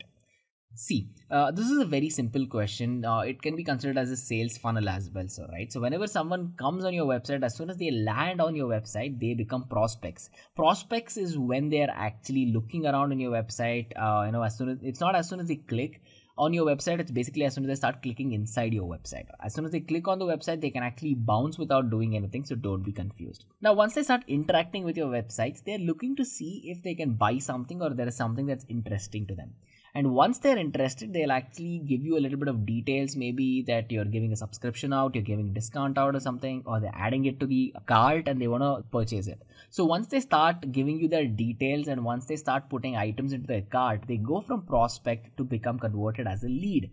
Now, the entire conversion, right? Whenever we talk about conversions, as we have talked about multiple times in this video, it's basically talking about them going from prospects to lead. And of course, once they make a purchase, after the sale is done, they become customers. So taking this interest in converting prospects into customers is exactly what we're talking about when we talk about the life cycle of a shopper on the website. And then coming to question number 35, it states, what are some of the bidding options that are available out there right now? Whenever you have to consider about paying for marketing, right? But there's two main important things, two main important bidding options out there. One is the CPA, as we call as cost per action, and then of course, as we discussed before, we have CPC as well. So cost per action, again, as the name suggests, whenever an action is performed on that particular advertisement, it means that there's a transaction happening. And CPC is a pretty simple way of advertising, as you already discussed, because as soon as the person has clicked through, then there's a transaction that happens. Now, the next question states, what are the top 5 C's of digital marketing? Well, the top 5 C's, as we call it, is actually depending on very important factors that play a huge role in digital marketing, right? They are content, their creativity, that's consistency, good communication, and of course, customization as well. So, whenever you talk about this, there's no order in answering to these, but do talk one or two lines about what each of them mean, right? For example, good quality content is essential. You have to be very creative in your digital marketing, because if you're doing everything that someone else is doing, you are not being creative. And then consistency, right? Of course, customers will love a consistent brand, and it'll basically help you with your outreach. It'll help you with your brand growth as well. And then when we talk about communication, yes, you need to have a good communication pipeline with your customers too, and direct communication is definitely preferred. And customization, right? Customization is very, very important. Now, so coming to question number 37, it states, can digital marketing completely replace traditional marketing in the future? Well, with this question, what the interviewer is trying to understand is that he or she wants to know how deep you know about the subject, or how well you have used digital marketing, right? So the best way to go on to answer this is to state real world examples and to say, hey, this is where people tried conventional marketing and people tried digital marketing, and this is where digital marketing worked. So real world examples are the way you're supposed to answer this question. And then, whenever we're talking about digital marketing too, so the most important thing that you have to understand here is that digital marketing is very, very strong today. It has a lot of perspectives, and it's forever growing to be a good entity, right? So no matter how much traditional marketing is trying to make a comeback, there's no way, in my opinion, that it can overpower digital marketing too. But instead of fighting it against each other, digital marketing versus traditional marketing, so instead it'll add a lot of value if we can make use of both digital marketing and traditional marketing as well. Now, coming to question number 38, it says, can you rate yourself on a scale of 1 to 10 depending on your proficiency in digital marketing? Again, if you are a good expert in digital marketing, make sure to rate yourself as honest as possible. That is very, very important, right? So if you are a beginner and if you say, I rate myself 9.5, you might be asked extremely technical questions, or you might be asked questions in depth that you might not be able to answer.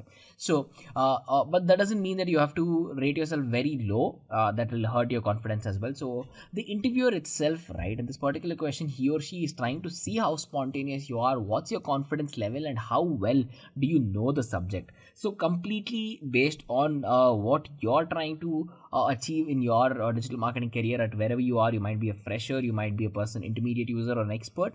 Answer it as honestly as possible. That is important with question number 38. Now, moving to the next question, it says, why are you applying for the digital marketing role in our company? See, one important thing that you really have to know is that whenever you are answering this question, which says why digital marketing, you have to talk about how you will fit into their company, right? They're specifically asking you, why are you applying for our company? So talk about their company, talk about what experiences you have or what education you have, and how best you can use those skills to drive that particular company to success. So doing all of this, you will require some basic stuff. You need to know what the company is, what they do, what is the audience they cater to, what's the job description, what's the compensation they're providing, of course, and every detail of the company is going to help you in a way where you can shape your answer perfectly for this question as well. So I cannot give you one answer and say that this is how you are supposed to answer. This is a question where you can have a good amount of freedom while answering the question as well. Now, coming to question number 40, it says, has your prior education helped you with digital marketing in any way? Again, this is another important question that depends on you. If your prior education actually helped with digital marketing, talk about the latest courses, or talk about the latest program that you finished in college. If you worked on something which is very different from digital marketing, do talk about how that helped you shape your digital marketing career in a way that you are right now. Of course, if you had a direct digital marketing career, or learning in college or school or something, you can tell that directly. But if it doesn't, don't just say no, education hasn't helped me with digital marketing. That's not the right way to answer. The right way is to say, even though you never started out with digital marketing at the start, but there are a lot of other things that definitely put the thought in your mind about how you can work your way towards becoming a digital marketing expert as well. So talk about all of that, and it's very important too. Coming to the 41st question, it states, how can we create new leads for the marketing pipeline? Well, how do you create new leads, right? It's the most important question the interviewer can ask to you. There's a lot of ways you can answer this question, but the most important thing is that you have to understand and analyze the sales funnels and all the techniques that goes into building that tunnel and seeing it through. Apart from all of that, again, there's so many things that you can do. You can start with customizing the content, driving a better user experience, making sure your website is very responsive, or maybe you're driving a very good campaign on social media that you want to bring over for conversion of people. And of course, there's many different ways that you can create new leads, right? Most of the time, it is usually social media marketing or email marketing that brings in the most number of leads for marketing, but it depends on what the company is doing too, right? So there's a lot of ways you can answer this question, but you can use my approach as a foundational one and then work on that. Coming to question number 42, it states, what are the latest trends in digital marketing today? Well, what are the latest trends? Again, it's a very subjective questions, right? Because what's today's trend is something that there's a good chance it's going to be outdated tomorrow. But as of now, what's trending is people putting out long form videos. People are actually concerned about the content that they put out for their product. People give you personalized content, and this is something which is extremely important, and I really like it. There's voice searching, there's Google Discover, there's virtual reality, there's augmented reality. So there's a lot of ways that companies are trying to get in touch and impress prospects into converting them into customers. And it's just not these 5 or 6 that I've mentioned on your screen, right? You can probably name 10 or 15 things that's trending right now, but you do not have to stress on anything. Just make sure that this is how people are doing it. If you can give a real world example, for example, IKEA is a store that gives you this virtual reality app where you can click videos in your room by placing furniture right there, even though you have not made a purchase, right? So that's something which is going to attract a lot of sales too, because someone who's on their phone can literally see what the sofa or the what the cushions look like in their house, even though it's not there. That kind of flexibility brings in a lot more customers. So talk about some real world examples of that, something that's trending right now, and that should help with your answer as well.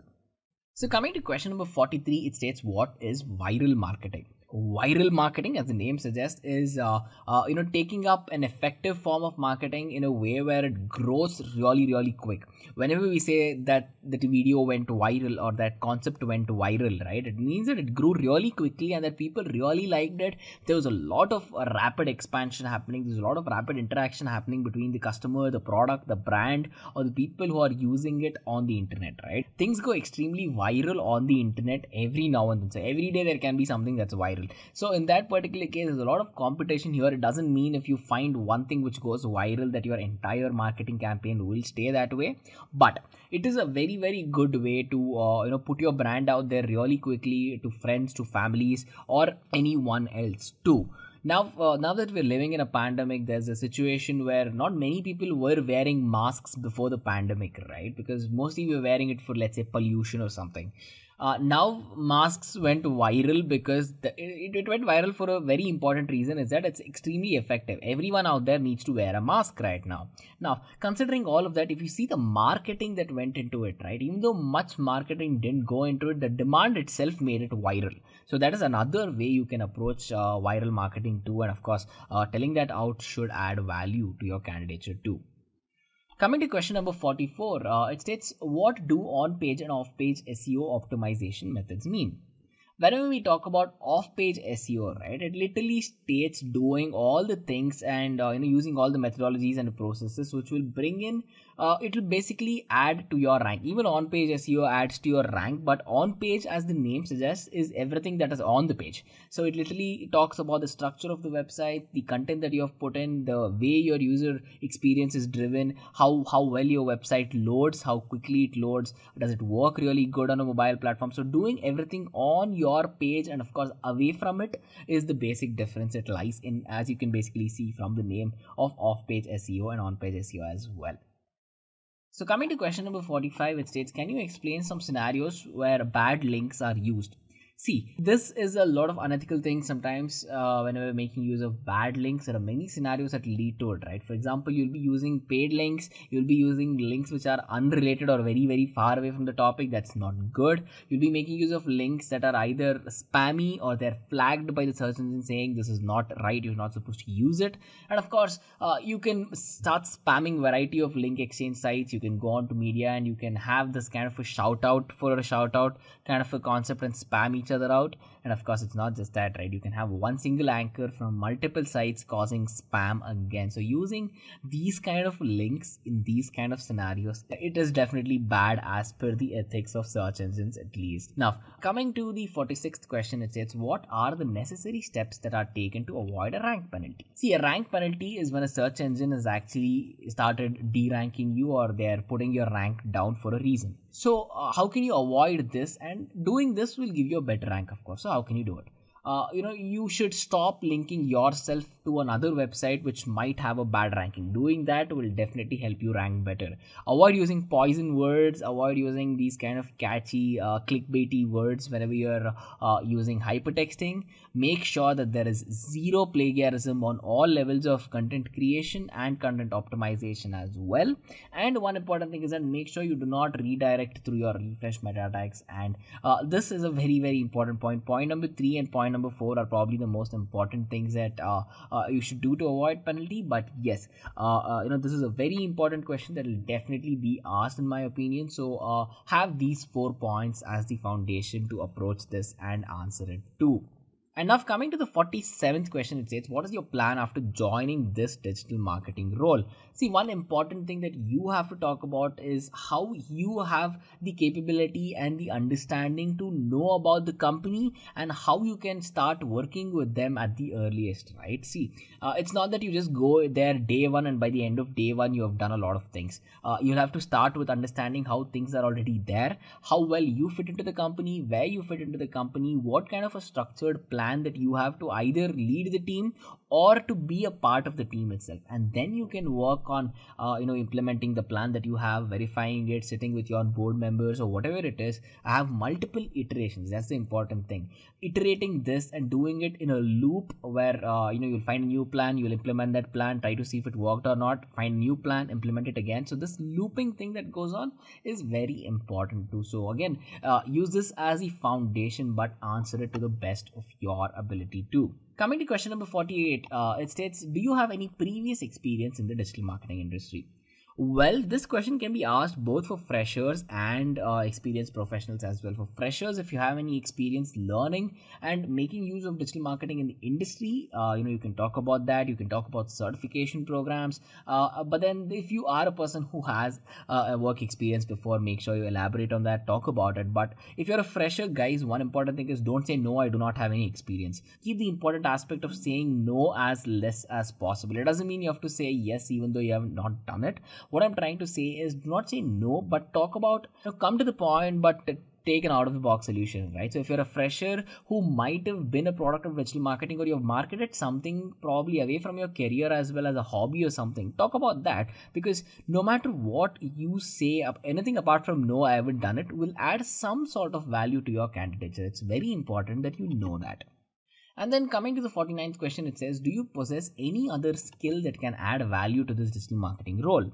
See, there are many skills that you might already have whenever you're thinking about digital marketing. So if you have any other skill that you think is going to add a lot of value apart from what you have mentioned on your resume or apart from the initial discussions that you might have had, talk about that. For example, you might be extremely good at tracking analytics. You might be very good at designing an entire end-to-end digital marketing campaign program, even though you might be applying for a very basic role. You might have the capability to lead a team. You might have extremely good communication skills, very good project management skills, and all of that, right? So whatever skills that you possess which you directly haven't mentioned on your resume or haven't conveyed to the interviewer, this is the chance to do that, because this will add a lot of value to you as an interviewee there, basically, because to convince recruiters is not easy in today's world, but you can make it very easy if you know how tactfully you should answer these questions as well. Now, coming to the final question, it states, have you earned any sort of certification to improve your learning and implementation process? Well, certifications, you will know the numerous advantages that you will have, right? You will be open to jobs, you will be certified by top companies out there, you will be working with professionals across the globe who would have taught you the courses, the certification programs and whatnot. So you will know that you will have a plethora of advantages.